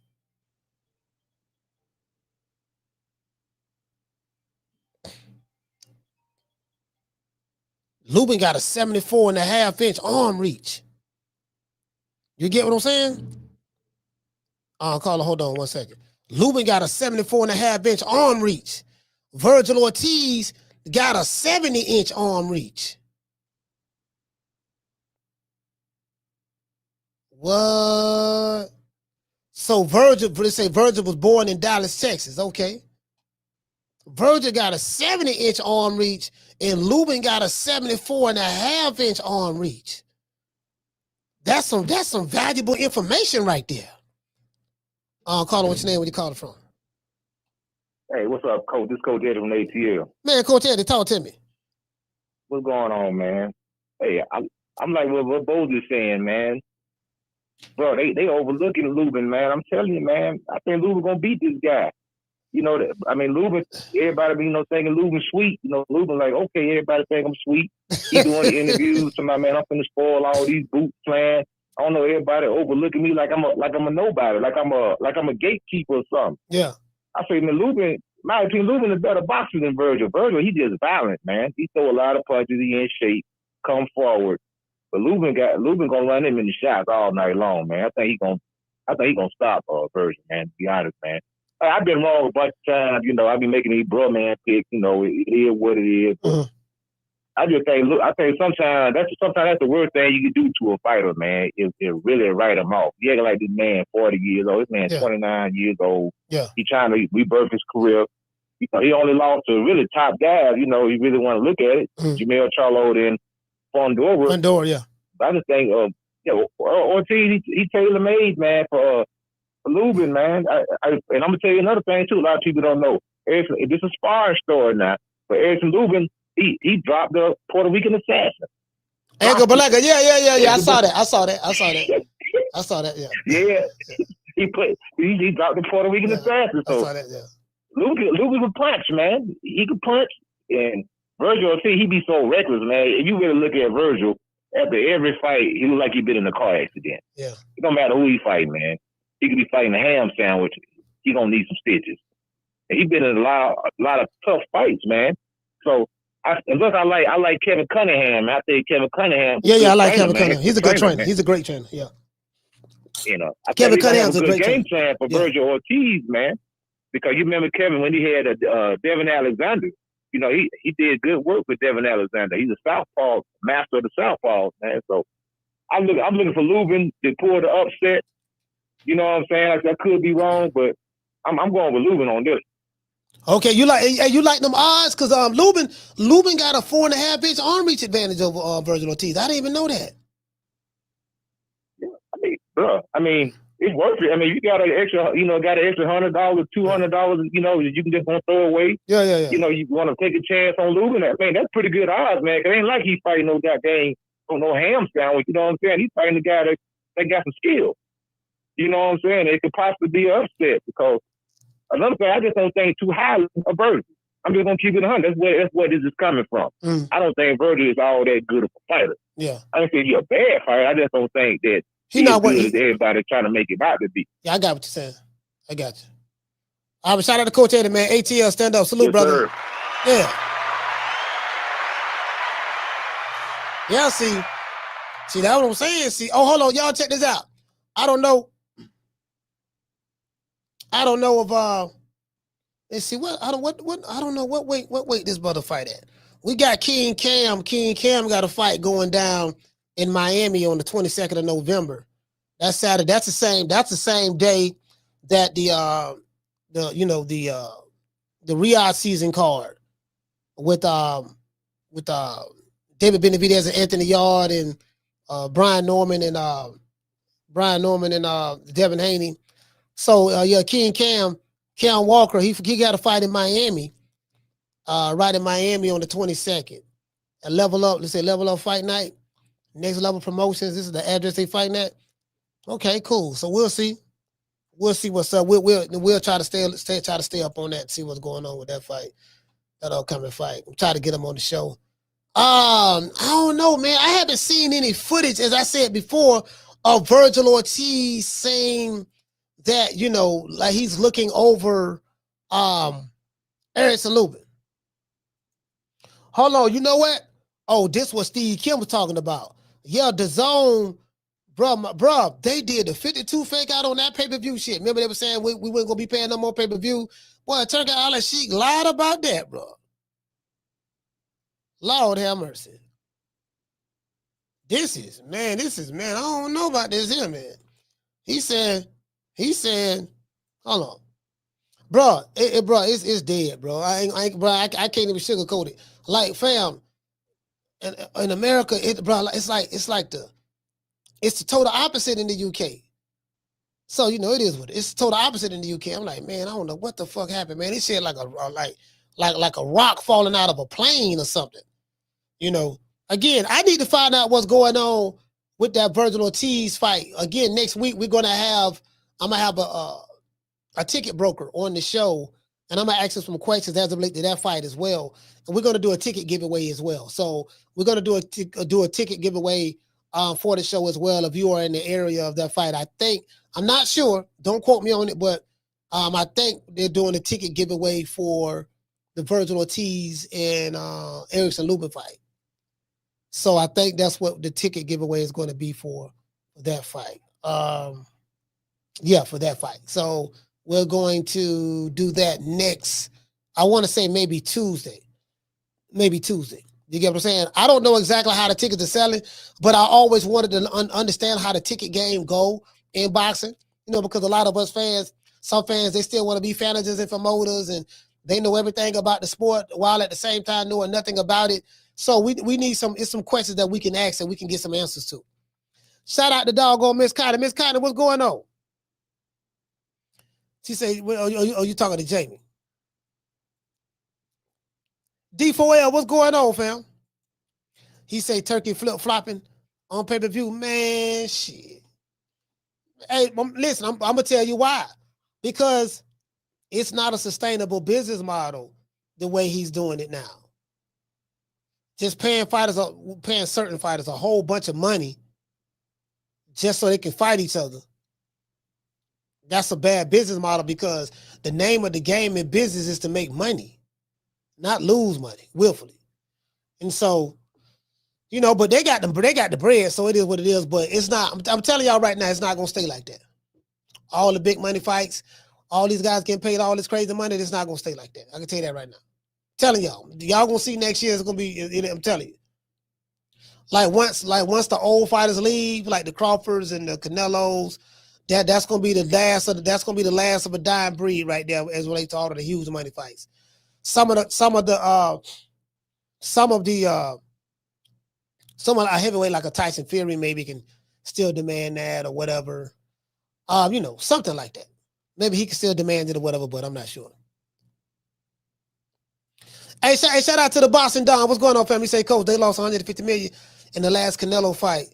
He rich and all, but he can't do it no more. You know what? Hey, I don't know exactly how much they lost, because I know they sold the rights I know they sold the rights to that fight to the Zone. So I don't know exactly how much they lost.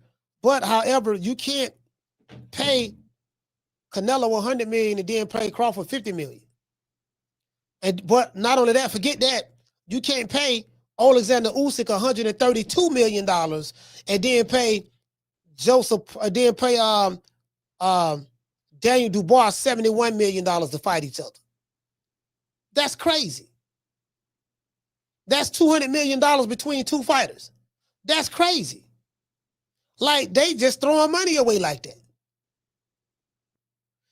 Because none of these fighters, you're not going to get that fight. They're not going to get that type of money from Al Heyman.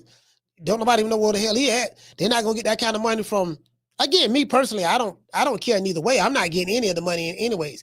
But what I'm saying, me understanding business, I do know that the name of the game in business is to make a profit. Make money, not lose money. It's simple. It's simple addition. You get what I'm saying? So, you know. But that's how I know it's not going to stay like that. Paramount, Trop, Showtime Boxing. But then now they just signed the deal with TKO Boxing. Why? Because TKO Boxing have the way they're going to run it, whoever is involved, whatever fighters want to volunteer their services over there, you know, they have a winnable business model. Because I can't see Paramount, who lost all his money on Showtime Boxing with PBC, I can't see them jumping back in that same situation. So the only way they're going to jump back in a situation with a promotional company about boxing, it has to be a win-win situation from a business plan standpoint, and that's how I see it. That's how I see it. You get what I'm saying? So, shout out to Miss Black Panther. What's going on? She say Botox crash out. Yeah, what y'all over here talking about? Shout out to Dr. Tony. He say, Coach, the Zone put a lot of stock on Matchroom, and they are now broke. So the Zone is trying to recoup some of their losses. Yeah, I get it. You know what? I get that. And you know what? Hey, Tony, check this out. This is a video. That Steve Kim was talking about. Let me show you. Hey, Dr. Tony, let me show you this. Because I saw a bill on my PayPal, $224.99. I'm thinking, I got scammed. What'd you get? I was like, what the? It was my yearly auto-subscribe to the Zone. Wow, it jumped that high? Wardley Parker is a fight that I like, but most people in America do not care or do even know who they are. And if I can't... That's true. Wasn't nobody talking about that fight, Wardley and Joseph Parker. Nobody in America, really. Who was really talking about that? I'm saying the boxing fans. They really don't. They only talk about. They only see. I know what I'm talking about. You can go anywhere on the channel. I know because I've done experiments. I do experiments over here all the time where I do certain shows and I get the data and the analytics and stuff like that and look at the numbers and see what's what. Right. I dropped the video on Wardley and Parker and that shit did like 400 views. I know the audiences very well. Online in America, they want to hear Terrence Crawford, maybe a little Canelo, Devin Haney, Tank Davis, Terrence Crawford, Canelo, Devin Haney, Tank Davis.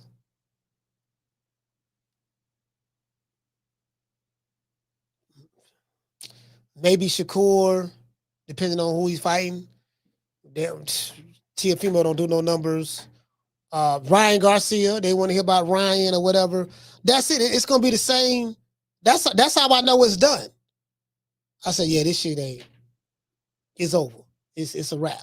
You get what I'm saying? They want to hear the same 5 fighters in different rotations, different variations. You get what I'm saying? So I mean, that's the truth. That's the truth. You know what I mean? That's the God's honest truth. You know what I mean? So as it relates to the fighters, but I digress.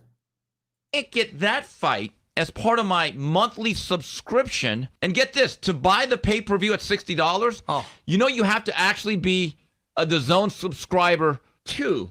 So it's like those personal seat licenses. Yeah. To buy season tickets, you got to put up hustle. 100,000 to begin with. Wow. That's extortion. It's shady. I'll tell you Okay. that. How can you run a business like that? That's you're alienating a lot of your fan base, right? So he was saying that he got hit with an annual fee of $206. What it was? Because I saw a bill on my PayPal, $224.99. So $224.99. You know how you have something on auto pay or whatever, I don't know, and then they hit you with an annual fee, and then the zone money had went up. Like Dr. Tony said, they're trying to recoup their money because they lost a lot of money with Matchroom. You know, Booger Ray Leonard. Now, Booger Ray Leonard did say this about Eddie Hearn. He said he blowed $1 billion. He said, so he blowed $1 billion. He said, Booger Ray said Eddie Hearn blew $1 billion. That's what Booger Ray said. You get what I'm saying? So, you know, he said, this guy don't know what the hell he's doing. He don't know how to build a star and all that stuff there. Because he came over here paying some American fighters a lot of money. He paid Demetrius Andrade a lot of money. He paid Tevin Farmer a lot of money, you know, because he was trying to get, you know, he was trying to get fights with this, you know, with the zone fighters, but PBC froze them out. PBC froze them out. Farmer was trying to fight Tank. That was shut down. Andrade was trying to fight Canelo. That's when Canelo was over there with the zone. Then he was trying to fight, I guess, one of the Charlos or something. I don't know. It was just a lot that went on. Sunshine when Tank's gone. I'll smack the shit out in front of everybody. Only dark times for you. I mean, just throw Haney's name in the hat. There is no fucking hat. Ain't no sunshine when Tank's gone. I don't play them type of games. Leonard L.B. Why you always talking about me? Did you fucking learn your lesson from that? With A-Tank? Ain't no sunshine when Tank's gone. I'll knock that motherfucking hole out. Period. Only dark times for you. There ain't no hats to throw nothing in here. We're running a fucking business. Ain't no sunshine when Tank's gone. You fucking idiot. Leonard L.B. Why you always talking about me? Yeah, baby. Somebody say on Fire Stick, I used to watch Box Nation. Y'all talk about Fire Stick. So then, bro, listen. And then nobody that I know is talking about Tank and Jake Paul because a lot of the dudes in Tampa that they don't like Jake Paul. And they don't like the fact that Tank fans here in my city that I talk to at the barbershop, they don't like the fact that Tank fighting Jake Paul. They like, man, this nigga fighting a clown fight, man. This ain't no real fight. This is a celebrity boxing match. That's what this is, a celebrity boxing match between two celebrities. One celebrity is an influencer from social media. He started out on the Vine app, and he's viral on TikTok, Instagram, YouTube as well. And then another guy is a celebrity from the boxing world. You know what I mean? He's known in boxing circles. And, you know, he did a crossover boxing event with Ryan Garcia. Both of them did magnificent numbers. And that's just what this is.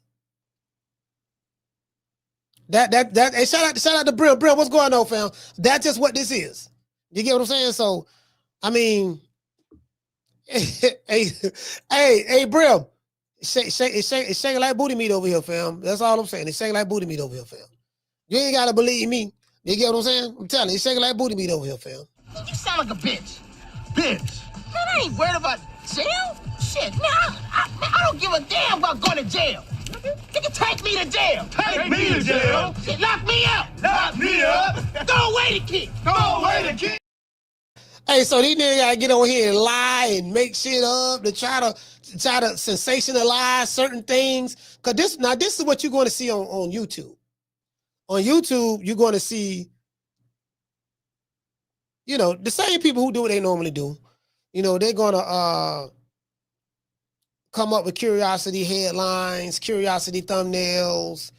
You know, you're going to see a lot of hyperbole, you know, trying to push a lot of drama and stuff like that. I mean, again, I get it. I understand. I get it. You know, you got to do what you got to do. So I respect the game. I get it. You know what I mean? Like I got a Mama Holyfield video for the drop. Yeah, gotta do that one. Gotta do that one. Y'all know I loves me some Mama Ho.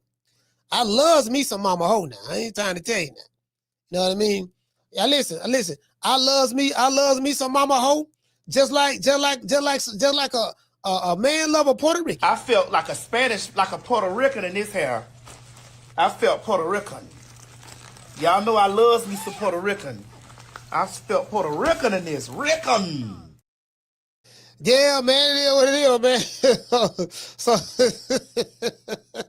So I'm giving y'all tomorrow's headlines. I'm giving y'all tomorrow's headlines today. You get what I'm saying? This is this will be dropping. This will be dropping soon. Already got the thumbnail made. This will be dropping soon right here. Just wanna get y'all a heads up. I want to be very transparent. Y'all know me. I want to be very transparent. Just want to throw that out there. I ain't got nothing else to do. Fuck it. True. Hey, shout out to Bozy. Bozy, what's going on? What's going on? I ain't got nothing else better to do. I say shit.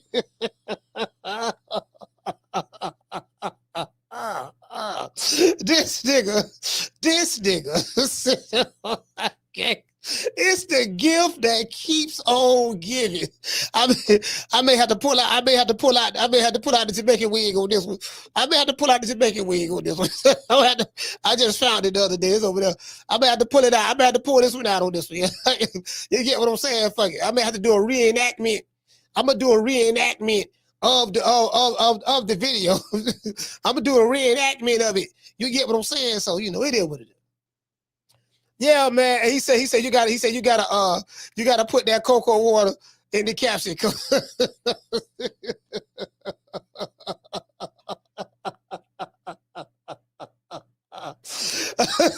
These niggas, and they be giving me alley-oops. Dog, you know what? I be minding my own business. They be giving me alley-oops, dog. Like, I just be walking. Some people are just a walking L. Like, nigga, you usually is a walking L, fam. Like, you just wake up in the morning, it's an L.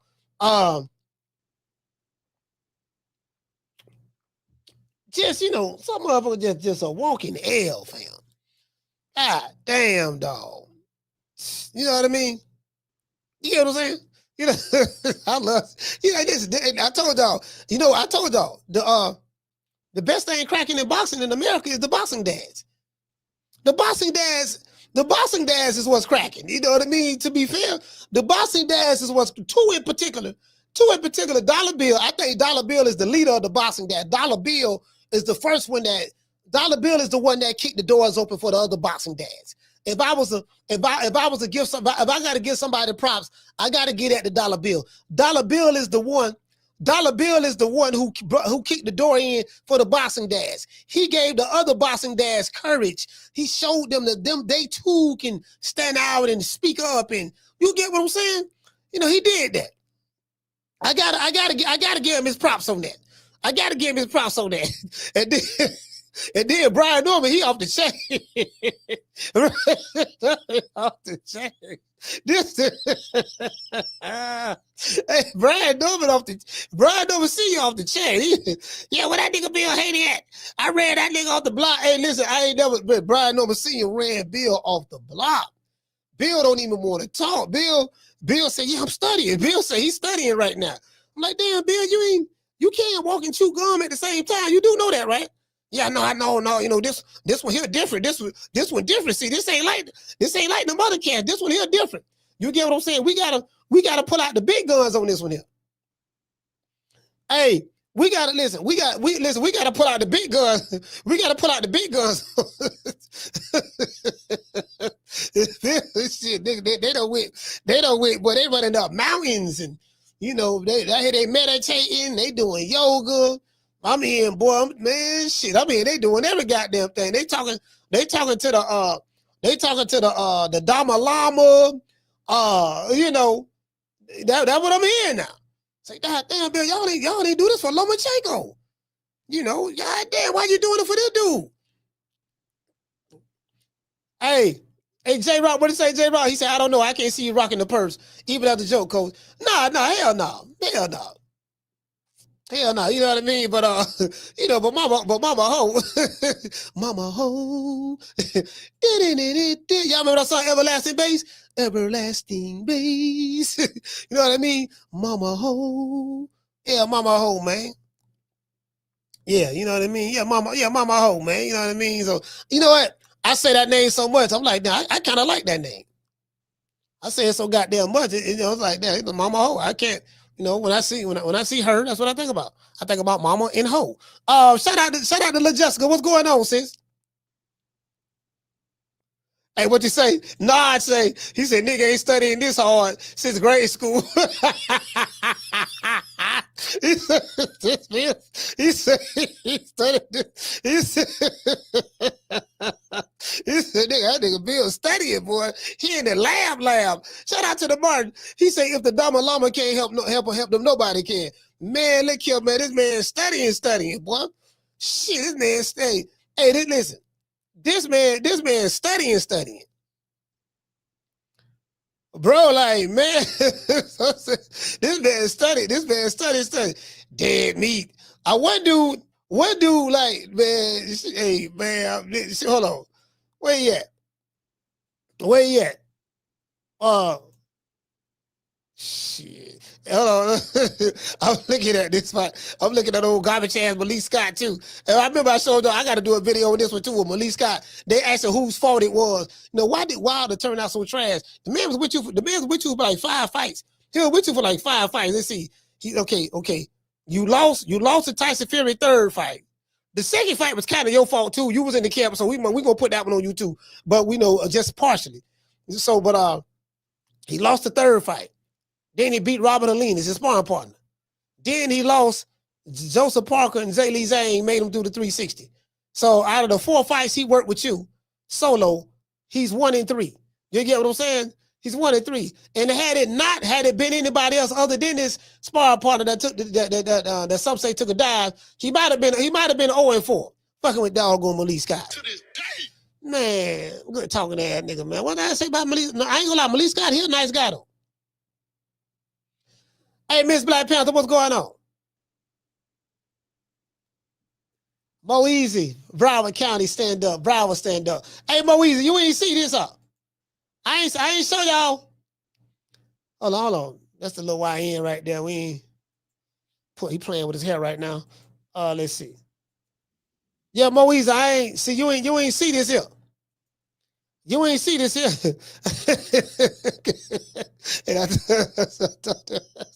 That shit gonna be ether. I can probably, hey, listen. One thing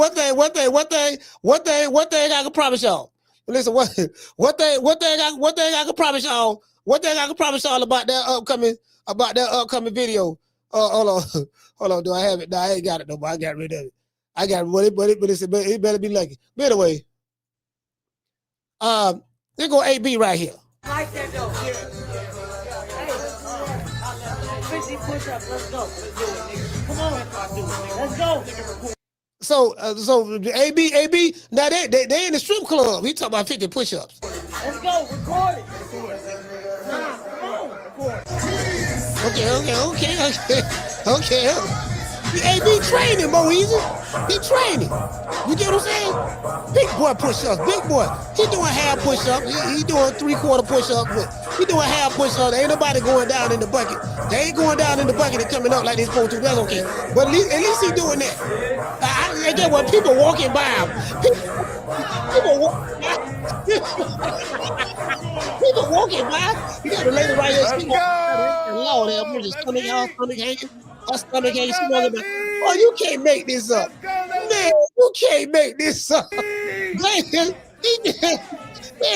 look at that hugging each other. Yeah, you get it. You get what I'm saying? Just to do it.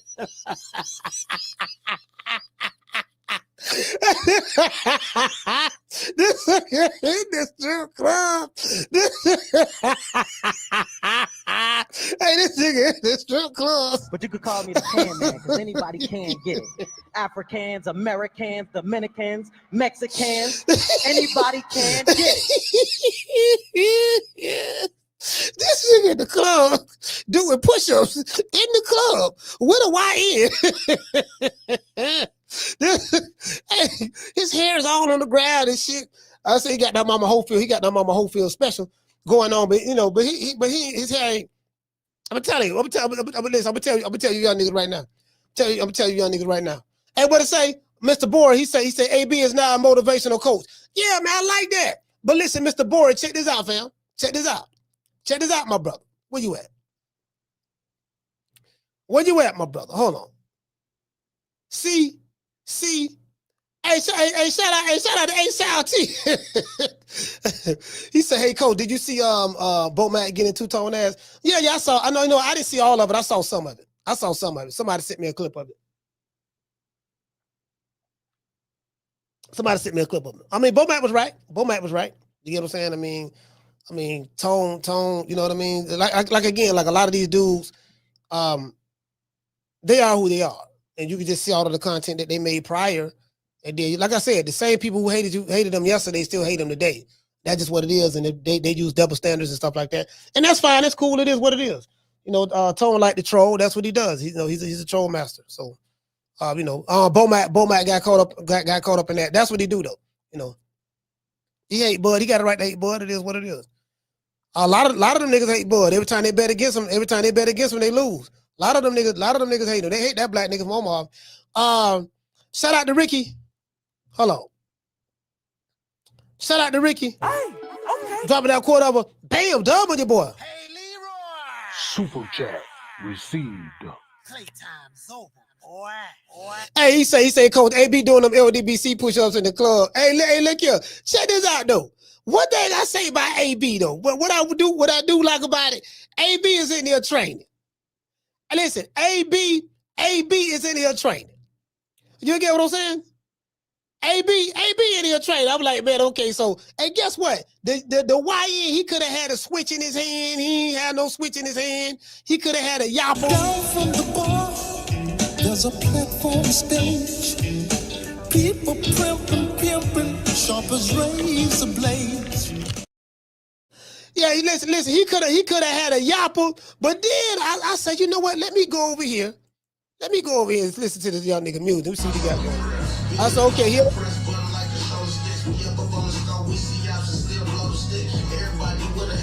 At the camera, making gun gestures. So this is shit these niggas be doing in boxing. When I first came on, he say first week home, I was back in the city for days and passed niggas up.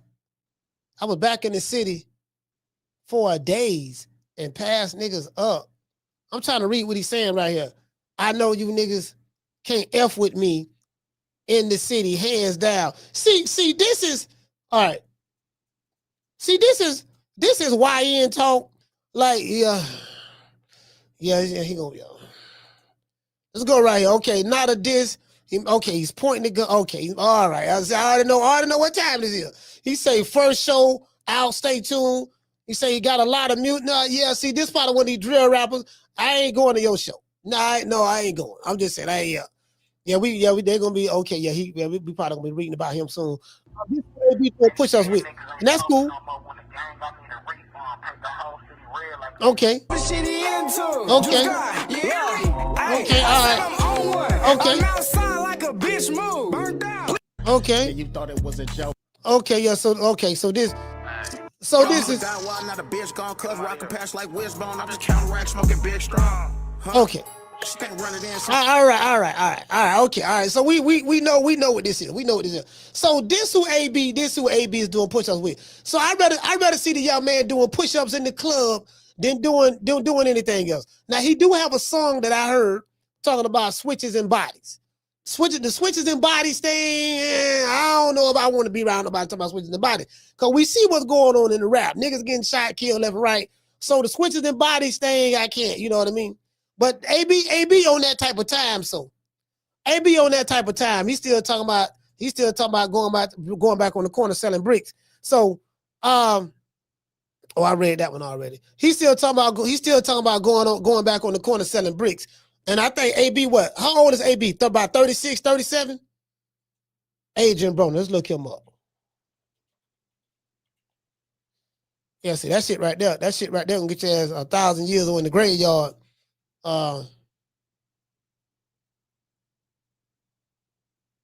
AB what? How old is AB? Cincinnati, Ohio, birthplace. Anybody know how old is AB?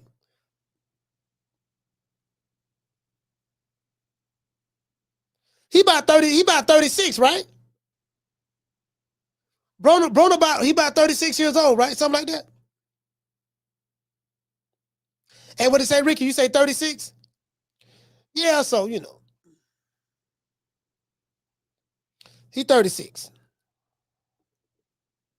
You know, at that age, bro, like once you reach 36, you should not be in the YN phase. AB 36, but he act like a YN. You get what I'm saying?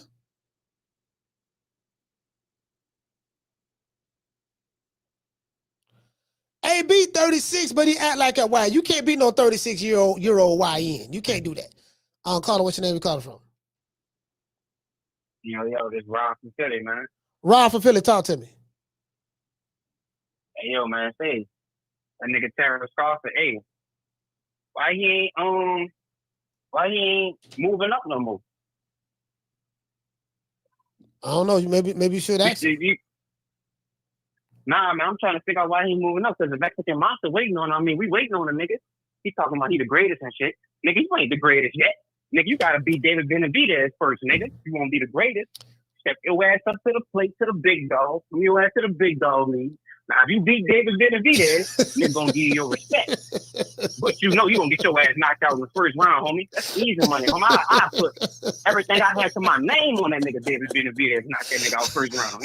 What you got to your name? Tell him come fight a real fighter, nigga. What you got to your name, Tell sir? him come check his skills. Tell him come check his skills, nigga. What do you have in your name that you want to bet? Can you? I got a 30 ball. You got $30.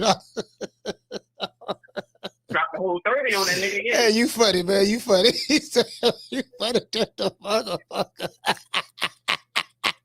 I'm telling you. Hey, you funny, That nigga know not to fuck with King Kong, nigga. They call him King Kong for nothing, nigga. Facts. I That totally nigga agree. be waiting on him, coach. I agree. I totally agree, fam. Facts. All right, fact. Do your thing, coach. I salute, fam.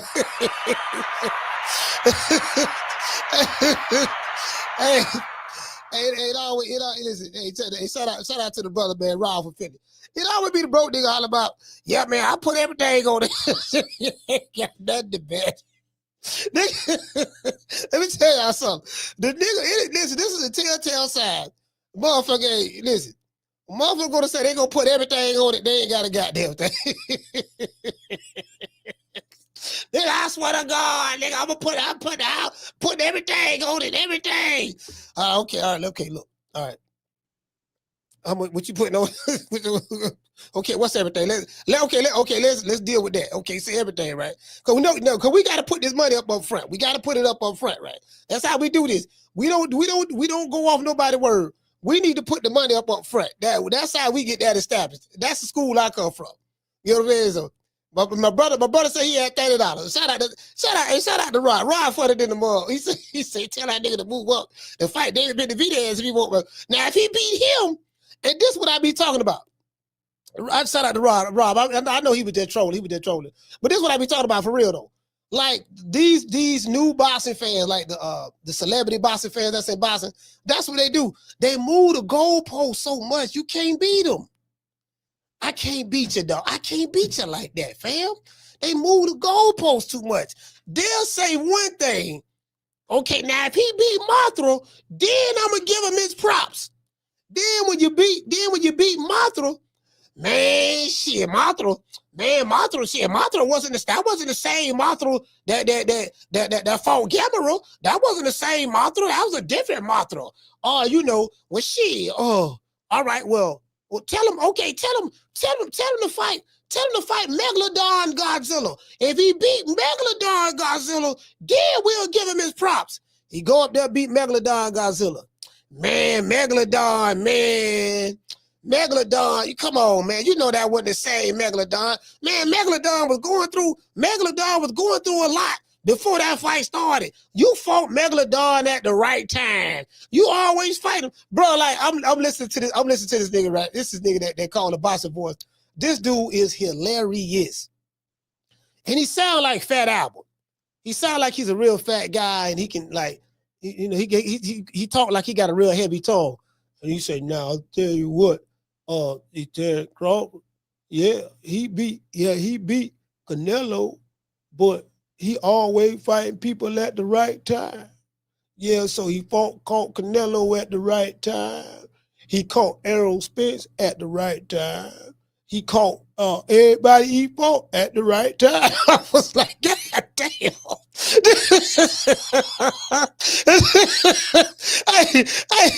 look at hey, he said, hey, Bossy voice. He said that nigga don't have 42 fights. He don't fought everybody at the right time. That's why he keep winning. Well, wait a minute, Phil. You just said, but you had just said that he was gonna lose this fight, and then you said he was gonna lose the other fight, then the fight before that. So what happened? What happened? Yo, man, he fighting people at the right time. I can't beat these niggas. Miss Black Panther, I can't beat him. I can't beat him. I can't beat him. I say, man, bro, you can't make this up, fam. You wanna argue? I can't argue with you. You mad. Look at you. You mad. I don't get paid to argue with you. Who is you? You ain't nobody. All the niggas who picked Crawford to lose. All them niggas who they mad, they can't stand that black. They can't stand his black skin. All the niggas who picked Crawford to lose. Now they saying, no, see what it is. See, he fighting him at the right time. This man, 38 years old, coming off of shoulder surgery, ain't fought nobody. He chinny, but guess what? Yeah, see, he fighting him at the right time. Look at their prediction before the fight. Before the fight, yeah, man, Canelo gonna knock him out. And you know, his weight class is for a reason. Yeah, man, you know, Crawford Chitty, he ain't gonna be able to stand up to the Canelo, to the Mexican power, all that stuff there. Then when Crawford beat him, yeah, man, he fighting him at the right time. You can't make this up. I say, bro, how? You can't win. You can't win. Yeah, you got it, dog. Whatever you say, dog. Whatever you say. As I said before, if these dudes did not have a double standard, they wouldn't have a standard at all. Bro, you can't make this up, fam. You the same nigga who was saying that this guy gonna lose. You was shitting on him for years, destroyed his resume, said everything under the sun. You was wrong.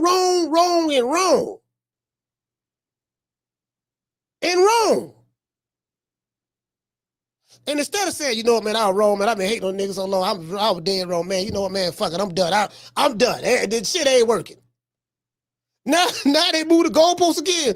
Yeah, man, the older guy, past his prime, past his prime guy, coming off an injury, Chinny ain't fought nobody. Now, yeah, man, he fighting everybody. He fighting at the right, bro. You can't. You got it. You got it, dog. You got it. You got it. You got it. You got it. I can't beat you. You won. You won. Carla, what's your name? Where you calling from?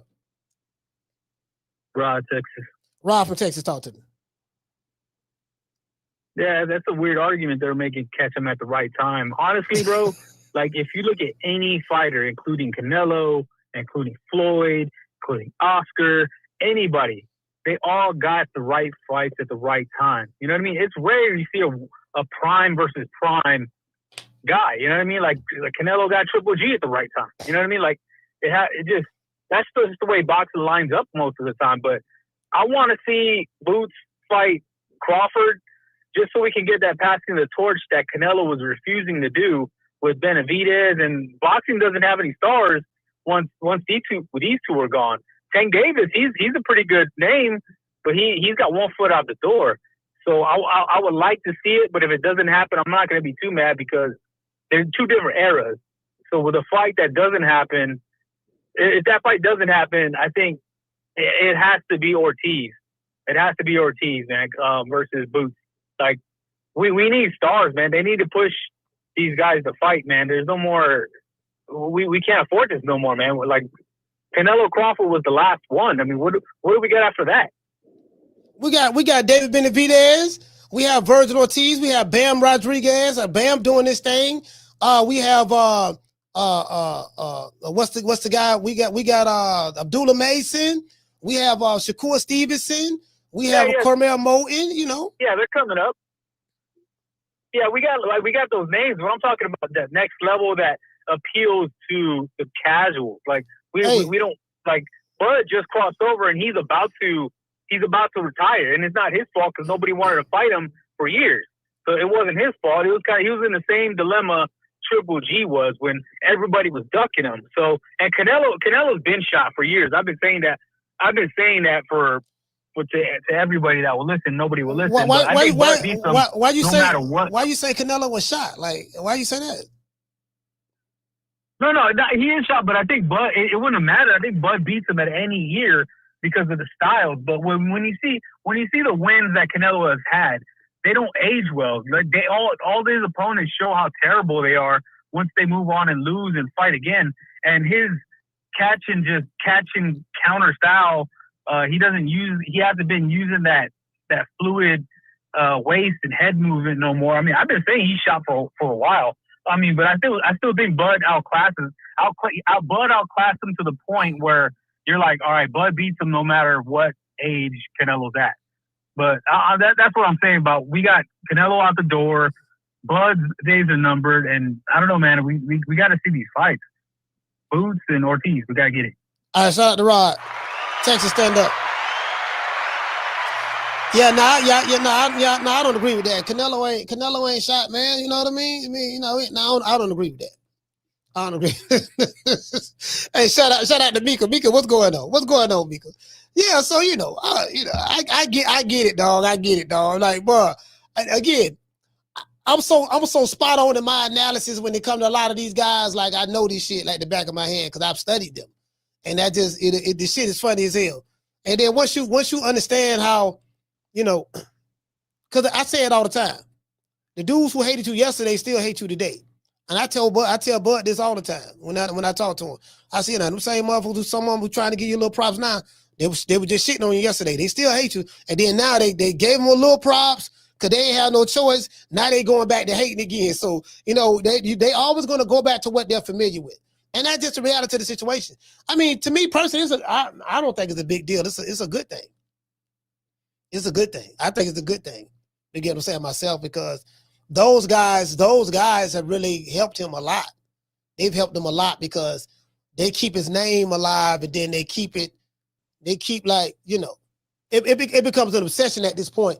And he's driving the algorithms now on social media. He's driving it. Canelo ain't really driving it like that. Like it's like Canelo name in the algorithm fell off. I'm saying in the algorithm, like, because now when you're talking about Canelo, you're talking about, damn, he lost to Crawford. You know what I mean? So it's kind of like, you get what I'm saying? So that's just what it is. That's just what it is. And I get it. I understand.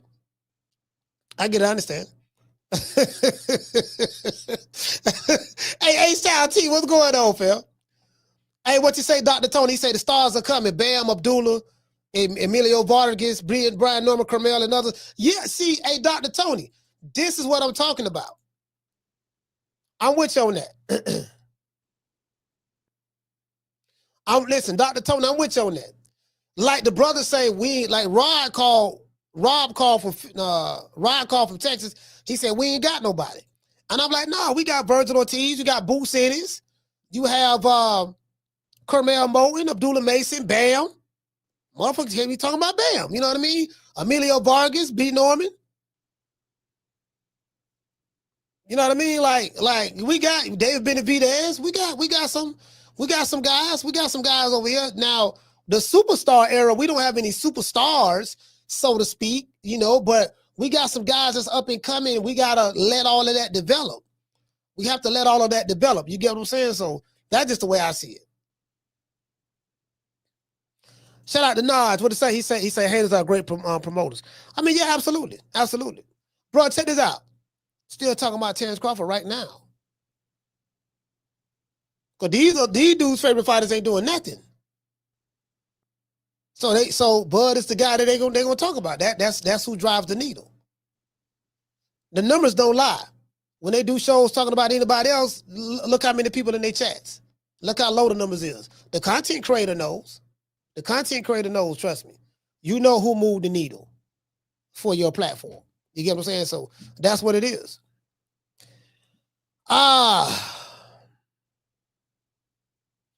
And what you say, Darren say, he said, respectfully, those are just names. These guys got to fight the big fights to create the big names. You're right about that. He said those fighters are there, but the matchmaking is trash. Now, you know what? Darren right. They got to fight. See, they got to be willing to make their own legends. What they trying to do now, the Eddie Hearns, the Oscar De La Hoyas, what they trying to do, Darren, they trying to use smoke and mirror tactics with their fighters and try to tell you that my fighter's a superstar. The barrier in American boxing in today's time, the bar is so low.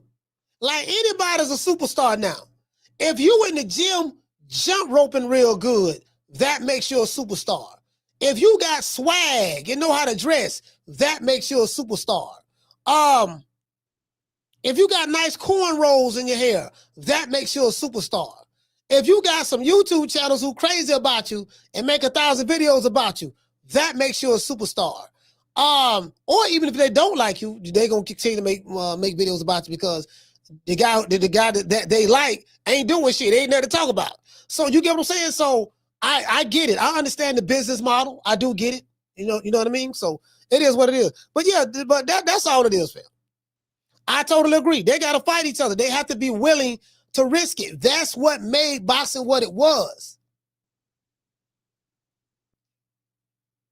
And you can't be picking and choosing and using double standards with this shit. And the boxing media is trash. Boxing media is over with. You know, boxing media is over with for the most part. That's it done. You get what I'm saying? So, you know, I'm telling you that shit done. The boxing media is dead because the boxing is dead.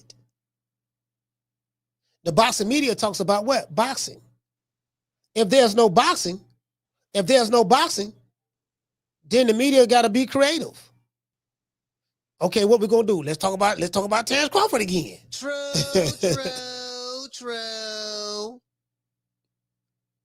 What else we gonna do? Okay, let's talk about. You know what I mean? Because we could be talking about Debo Dale and Brian Norman when they fight get closer. Carla, what's your name? You calling from? What's up, Cole? This is Derek from Florida. Derek, talk to me. Yeah, Cole. Hey, Carla, what's his name? Yeah, Cole. Like the Brian Norman versus Devin Haney. What's his name? Africa. He's talking about he want to fight the winner out of them two. But in my head, I'm like, bro, this nigga Africa coach. This nigga don't want to fight Garrett Anton Russell. He don't want to fight Matias. Yeah. The only guy he do want to fight is Teal. I'm like, bro, like I fought with Africa, bro, but he being like a bitch right now, bro. I'm like, bro, unify and fight Gary Russell, bro. Like, talking like a whole ass nigga, bro. Like, you got the skills. I feel like he could beat him. You feel me? But this nigga acting like you don't want to fight Russell. You don't want to fight Matias. Like, yeah. And then you talking about you want to fight the rental between Brian Norman and Devin Haney. You feel me? Yeah. So I'm like, bro, that's crazy. He ain't fighting nobody. Coach, he's not fighting nobody in his weight class. Like, he's not challenging himself. Africa not even challenging himself, bro. And he out here talking like he the shit. Like, nigga, you ain't did nothing, bro. Go fight Antoine Russell, bro. And let's see what you made of, bro. Like, step in that ring, bro. Go some balls, bro. Like, he being a bitch, coach. Like, for real. I fought with Africa. I think he got good boxing skills and shit. Yeah. But he acting like a hoe right now, bro. He need to find his balls somewhere, bro. And unify and fight one of them niggas, Matias or Antoine Russell. And leave the other niggas alone, bro. Like, Teal don't want to fight you, bro. I think Teal a clown, in my opinion. He's a clown to me. So, yeah, that's my call. All right. Yeah, I see what he's saying. Yeah, I see what he's saying. What he's saying is, you know, like Africa got a lot of people in his weight division that he need to be fighting, and he ain't trying to fight them. So I want to fight the winner of Brian Norman and Devin Haney. And I see what he's saying, but you know, I mean, a lot of these guys, see, this is the problem, right? With American boxing, it's become a lot more diva-ish. It's just on some diva stuff. Now you got some dudes who just blue collar fighters like Bam Rodriguez. I always talk about Bam. Man got great footwork, calm in the pocket. The way he work angles, bro, his angles inside the pocket is crazy. He remind me so much of Chocolatito. He remind me so much of Chocolatito. He really do. You know what I mean? I'm you know, this fight with Abdullah Mason and Sam Noakes. I'm really anxious to see that fight. This fight with Abdullah Mason and Sam Noakes, like you get what I'm saying? Like I'm looking forward to seeing that fight right there. Cause this gonna let me know Abdullah Mason, is he ready or not or whatever. You get what I'm saying? I want to see, I want to see. Carla, hold on. I want to see that. I want to see Bam and Martinez. I want to see that fight. Looking forward to that one. I always love watching Bam fight. And then David Benavidez and Anthony Yard, that fight really intrigues me as well. Because the knock on Yard is he don't have any stamina. He looked good in the first 6 rounds. After that, you get what I'm saying? So, but the one I'm definitely looking forward to is Debo Dev, Brian Norman and Debo Dev. Because Bill Haney is quiet as a church mouse. You can hear Catfish piss underwater, and Brian Norman Jr. ain't saying nothing. But he hearing all the chatter. He hearing all the chatter about he ain't got no experience, he can't box, he flat-footed, he this and that. And it's a foregone conclusion that Devin Haney gonna win this fight and all that stuff there. And this boy's a junkyard dog. I really want to see that fight because I honestly believe that fight will not go 12 rounds. Caller, what's your name? Where you calling from? It's Coach Eddie 2 times. Coach Eddie, talk to me. Everything you've been saying, I'm listening to Cook here, brother. Everything you saying is right, man. Now, Eddie Hearn just pulled old 52 fake out of flea flicker on us, man. He got block him. He got a fight lined up January 31st. Guess who we fight? Who? Josh Kelly. Josh Kelly. Oh, That's Josh one of Kelly. Eddie Hearn's guys. Yeah. You see what I'm saying? They were talking big, at the end, we'll fight X, Y, and Z. Now all of a sudden Eddie Hearn done throw his other guy in there, Josh Kelly, just to see what test the water, just to see what he's looking like. You know what I'm saying? That's a whole test the water fight, man. And he hoping that Josh Kelly could win. That way he can put Bozy up against Josh Kelly. That's probably an easier fight. Yeah. I said, man, come on, man.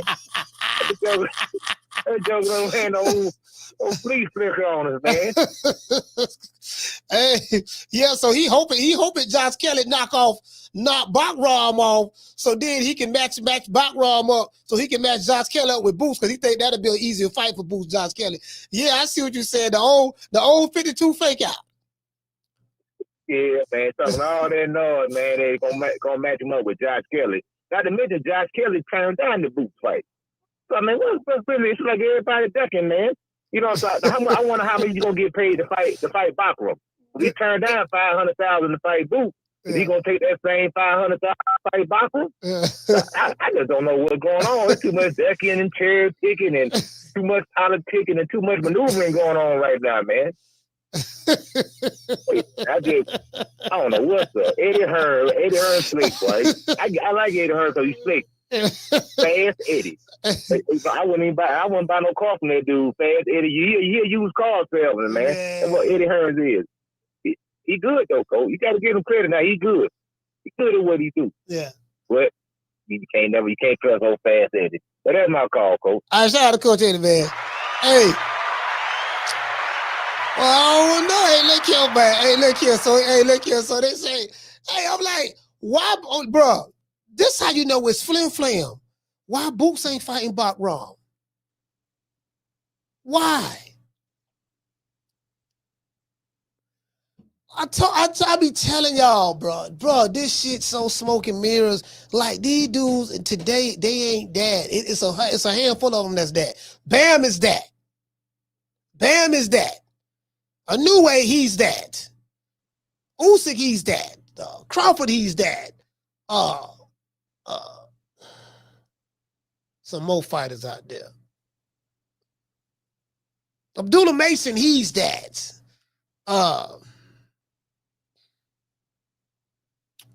Shit. I'm talking about Erickson Lubin. Lubin fighting Ortiz right now. Everything stacked against him. It's some of these dudes is that. You know, some of these dudes, you know, they showing you like, no, nigga, I'm that, nigga, I'm that. Motherfucker have to whoop me. You get what I'm saying? And then some of these guys, it's like, man, I hear what you saying, dog, but why you ain't fighting this dude now? Like they make it seem like it's so complicated to make a fight. It's not complicated. You say you a boogeyman, he say he a boogeyman. How come the two boogeymen can't come together and fight? For me, it's that simple. How you made the lima bean fight? Okay, cool. Make this fight the same way you made the lima bean fight. You made the lima bean fight like that. Make that fight with him like that. That's all we asking, fam. So, you know, yeah, man, this is smoke and mirrors, dog. Yeah, Canelo and Beterbiev. Dimitri Bivol. They that. David Benavidez, he's that. You know, so but some of these dudes, they ain't that, dog. They got these rabid fan bases, but no, they ain't that, dog. I hear you, fam. I hear you. Devin Haney. Devin Haney, he that. Devin Haney, he finna fight Brian Norman. Brian Norman. You get what I'm saying? Devin Haney moving up and, you know, he finna go in the Lions den. Devin Haney doing all kind of special training right now. He's running up mountains of sand. You know what I mean? He done went to the Himalayas. He talking to the Dalai Lama. He meditating with the Buddhist priest. Bill Haney done went radio silent. Bill he's working with NSA and all the different spy agencies to infiltrate the Norman's camp from a technological standpoint. He's studying Brian Norman. He's studying all of his moves. He's looking at the type of foods he eat. He's making sure that that VADA tested him 9 times already. You know, he got about 9 more to be tested. We don't know how many times Devin Haney been tested, but he's doing that. So Bill done went incognito. He done went incognito for this fight. He's off the radar. You get what I'm saying? True. Yeah. True. So, you know, so this is some real stuff that's going down right now. Bill done went incognito. Hey, shout out to Damien. He say most of the bosses are taking the tough fights are doing it because they have to. They all have choreographed careers. Yeah, you know what? The ones who taking the tough fights that have to, that's how it should be. That's how it should be. No, you got to take this fight.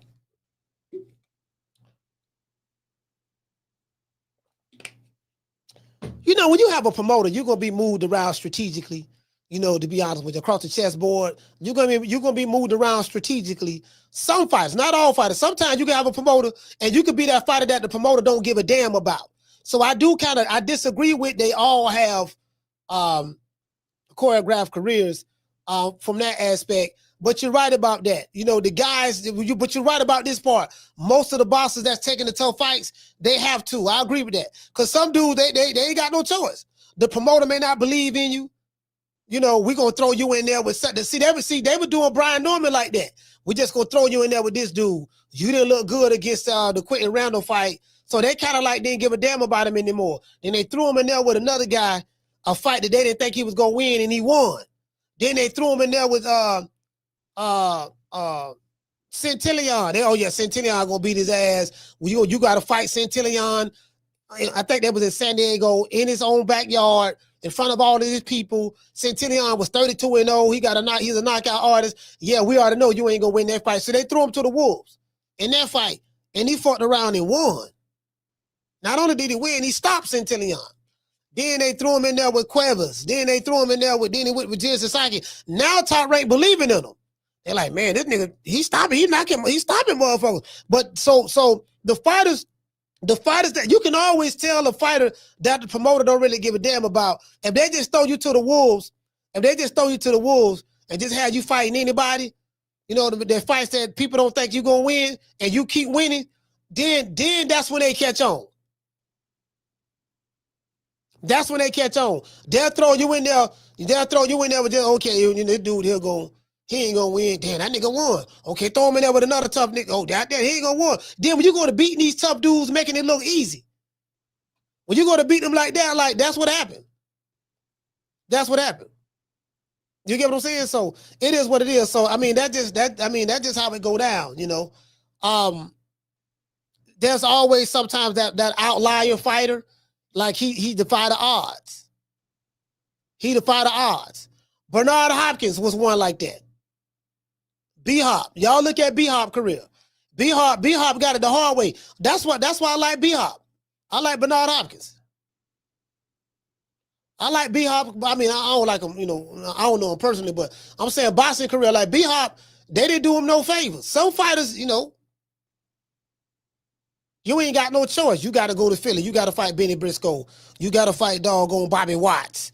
You got to fight all these badass fighters coming out of Philly. You got to go over there and fight them. You get what I'm saying? Then you got to fight this one. Then you got to fight that one. You got to continue to fight. You get what I'm saying? So then you got some fighters, they run to the smoke. Yeah, I want to fight this dude. I want to fight that dude. I have ambitions and desires to become undisputed in this division. And I think the reason why some of these dudes, like, that's why I say I do give Boots credit for at least saying that he want to become undisputed at 154. I want to fight all of the champions. I don't hear Vergil Ortiz saying that. I don't hear Vergil Ortiz saying, yeah, I want to fight all the champions. I want to become undisputed. And this is the problem that I have, because I can't praise a guy like a lot of these fans, they put these fighters on a Canelo or a New Way or a Terrence Crawford level or a Usyk level pedestal. But they not doing what those guys did in order to establish their legacy in boxing.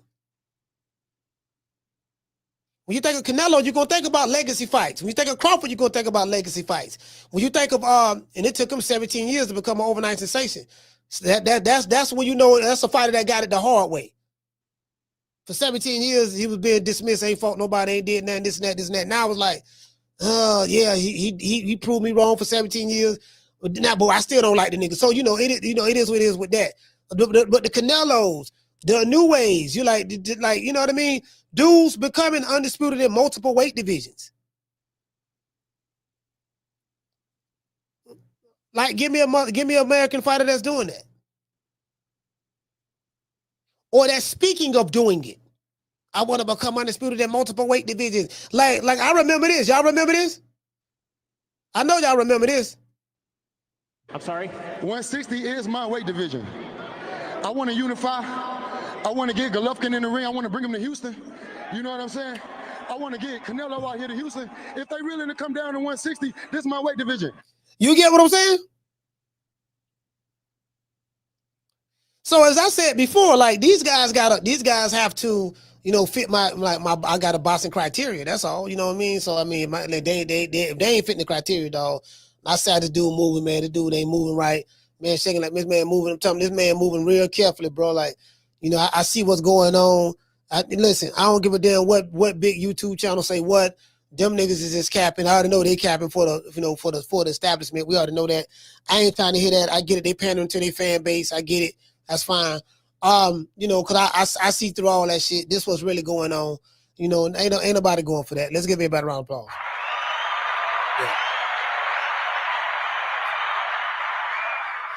Yeah, you get what I'm saying? So it's kind of like, ain't nobody going for that. We see what's going on, though. And listen, it's boring right now. Motherfucker trying to come up with content. I get it, fam. It is what it is. You know what I mean? So, as I said before, the same niggas who hated you yesterday, they still hate you today. Trust me. Don't never forget that. This is the same content creators that made I hate Terrence Crawford videos or I hate Canelo videos yesterday. They still hate that motherfucker today. Period. It don't matter what a fighter do that you hate. A motherfucker gonna always find a way to move the goalpost. That's what they do. And I get it. I mean, It's part for the course. It's nothing to get mad about. I don't get mad about it myself. This shit funny to me. Caller, what's your name? You calling from? This Eric Brown, man, calling from Richmond, VA, man. How you doing, brother? Richmond, VA. Talk to me, fam. Man, I've been watching you for a while, man. I appreciate you, man, cracking me up, making me laugh and shit. You know, sometimes be having them long days. But as far as the fighters, man, I feel like it's too much scary people in certain divisions, because I think a lot of fights should have been happening, or at least got close to being made happen. But I feel like they ain't got that heart like some of them old school fighters back in the day that we idolized, you know, the Ali's, the Sugar Rays, and, you know, so on and so forth.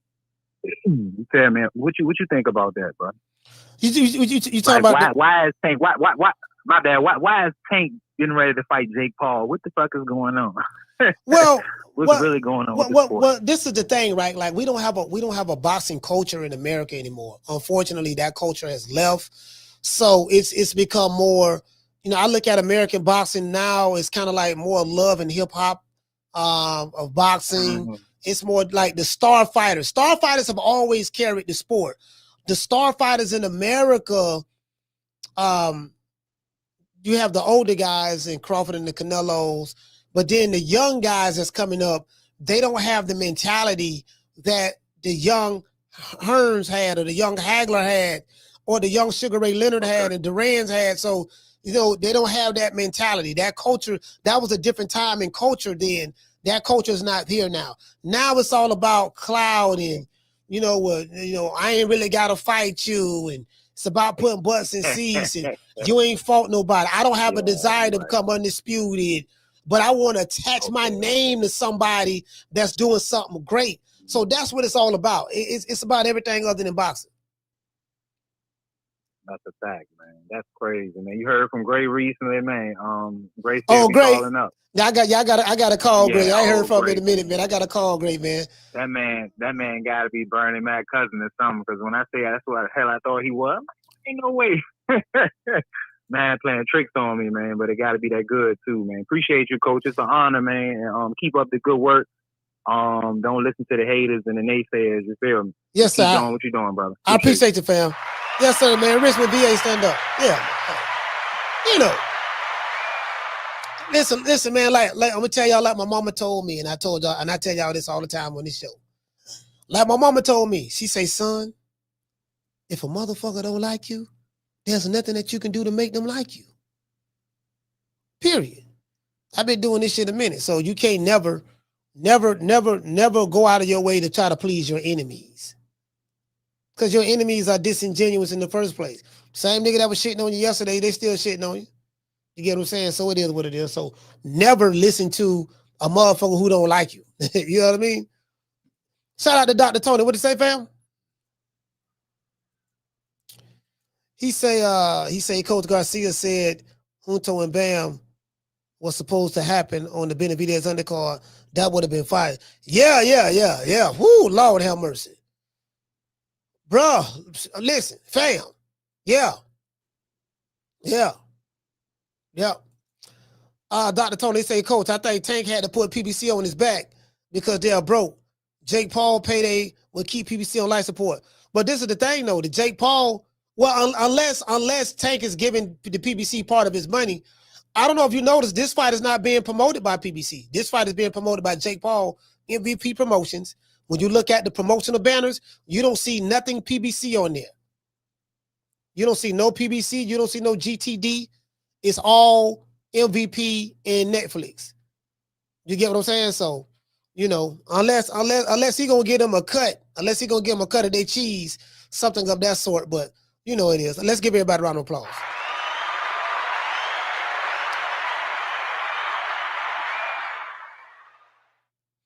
Hey, what you say? You say, Coach, can you fix what I did? Oh, you timed out, Jamie? Nah, I don't think Jamie timed out. I think he can I think you just deleted his comment. No, he's not on timeout. He's not on timeout. You just deleted his comment, that's all. On accident. Yeah, he's not on timeout. Hey, what you say? Kendall said he said that's called crossover boxing. See, that's your problem, Coach. You naming a bunch of old fighters. They didn't have a social media following. Yeah, I mean, it is what it is, fam. Yeah, I mean, if you talking about old fighters, you talking about Sugar Ray them, well, they didn't have social media back then. They didn't have social media back then. Matter of fact, they got it the hard way. Like Sugar Ray was making $10 million back around that time in the early 80s. He was making that kind of money. So, yeah, they didn't have social media. We had something called, they was known without social media. It was a different era and a different time. You get what I'm saying? So,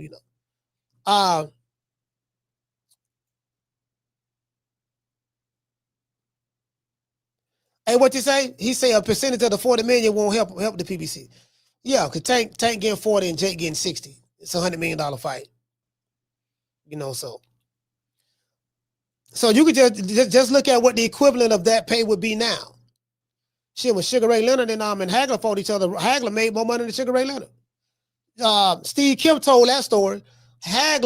Sugar Ray got paid more upfront money because Sugar Ray was the bigger name, right? So they structured a deal to where Sugar Ray got like $16 million or something like that, 15 million or whatever, or 12 million up front, $12 million or something like that. And Bob Arum convinced Hagler. He said, "Look, Hagler, because that fight was on pay-per-view, and that fight was on closed circuit TV, stuff like that."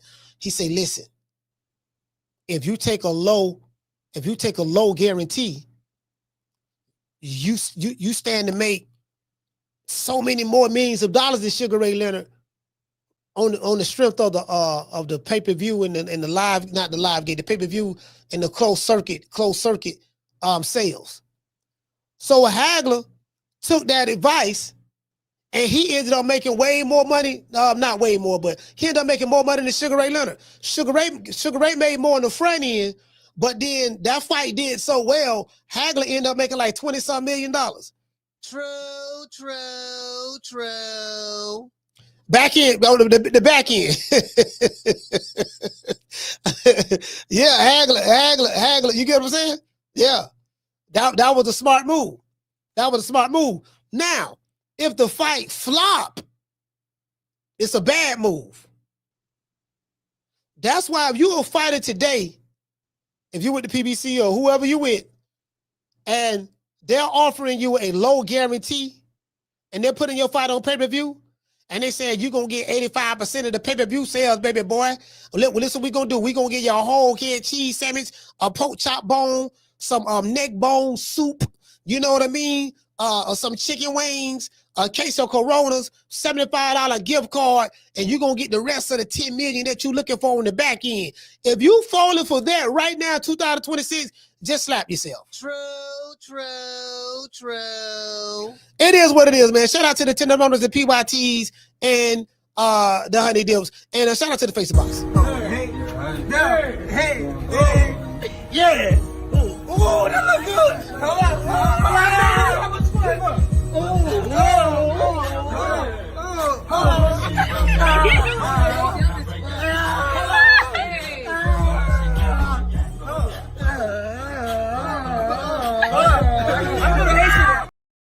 Hey, man, shout out to the PYTs, the Honey Dips, the Tenderonis, and the Snow Bunny. See your eyes shining, she's my snow bunny, please. In the winter lights, too, she's my sweet Dr. Free. Talk to my nose, this love has got it so raw. Make you move, stepping out of control. Turn it up, it's me against the light. Snow bunny, moving on the car.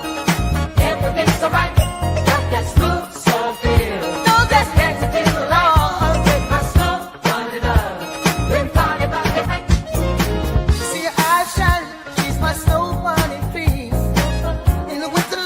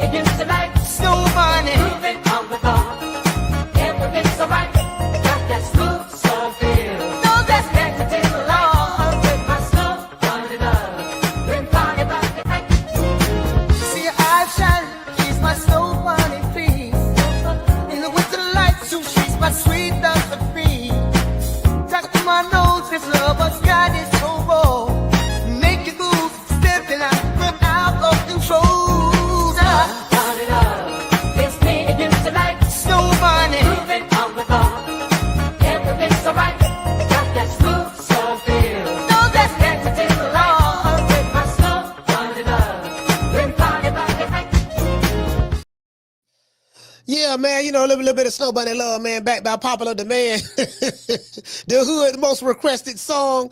The hood most requested song. You dig? Talk to him, maybe. I want to thank the whole hood who came out here. I love y'all. I did this for the hood. Y'all know I beat that boy.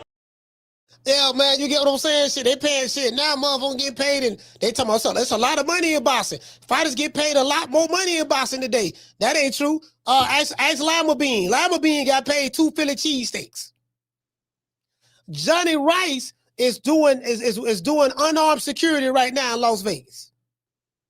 Michael Coffey, don't nobody know where he at. Last time we heard about him, we heard he was working at Dunkin' Donuts somewhere, serving donuts and coffee to off-duty police officers. It's a whole lot of people I can think of. A whole lot of these dudes y'all talking about all this money in boxing. Shit, I can't goddamn tell. Where is that? Who getting it? And what they say, Marcus said, I hope Lubin don't sell out and take a dive for money, because I got him beating Ortiz. No, I don't know. I think Lubin gonna fight. Well, you know what? I don't know. You know, I don't know, man. I really don't know, man. You know how cricket this shit is. This shit's so cricket. If it go 12, Lubin can't win, so he gotta stop Vergil Ortiz. He gotta stop him. You get what I'm saying? He's gonna have to stop him. That's the only thing I can think of. Anyway, let's give everybody a shout out. Shout out to Suge Knight Cigar. Hey, okay. Shout out to Florida boy. Hey, okay. Ricky, what's going on, fam? Hey, okay. Shout out to Derek from Florida. Hey, okay. Rob from Texas. Hey, okay. Coach Eddie from the ATL. Hey, okay. Jamie from New York. Hey, okay. Shout out to the brother from Richmond, Virginia. Hey, okay. Shout out to Summer in November. Hey, okay. Mika love him. Hey, okay. Shout out to Naj. Hey, okay. Shout out to Chris Lane. Chris, what's going on, fam? Hey, okay. Shout out to, we said Mika. Shout out to La Jessica. Hey, okay. That 90s chick. Hey, okay. Can't forget about Miss Sheila. Hey, okay. Shout out to Miss Connie. Hey, okay. Shout out to Clinton. Hey, okay. Brandy Sweet Like Candy. Hey, okay. Lisa Bales. Hey, okay. Shout out to Mr. Boss Man from Little Rock, Arkansas. Hey, okay. Shout out to Rick Tills. What's going on, fam? Hey, okay. Clinton. Hey, okay. Can't forget about Miss Black Panther. Hey, okay. Daniel Agnew. Hey, okay. Salute to the family, man. I will give everybody else a shout out right after these messages.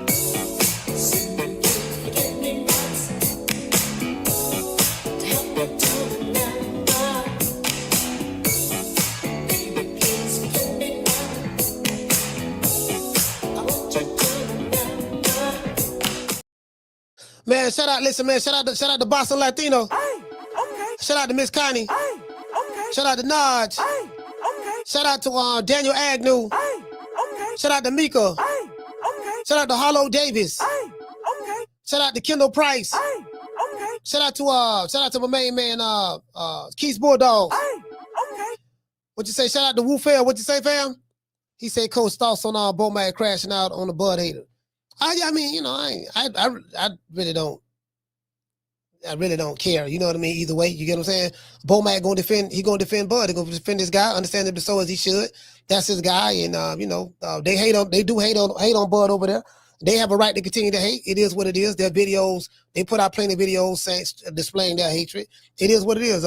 So, me personally, I really don't. You know, I know Bomac personally, so that's my guy. Bo, my guy. Those other guys, I don't know them personally. You know what I mean? So I have a personal relationship with Bomac. So, man, Bomac cool. He a grown man handling his business. That's how I see it. Shout out to Damien. Hey, okay. Shout out to Ricky. Hey, okay. MB813. Hey, okay. Schoolo X-Man. Hey, okay. Dr. Tony. Hey, okay. Shout out to Dr. Mario. Hey, okay. Dr. Paul Evans. Hey, okay. Who else we have? Shout out to David Martinez. Hey, okay. Cool Boy Curry. Hey, okay. Who else we have in the building? Oh, shout out to that 90s chick. That 90s chick in the house. Hey, okay. Big Jag in the building. Hey, okay. Tony Montana. Hey, And anyone else I may have forgotten, I'll holler at y'all. You know my motto. Don't meet me there, beat me there. Peace. I catch you guys on the next one. Man, I'm out of here, bro. Let's go. Man, I'm out of here, bro. Let's go.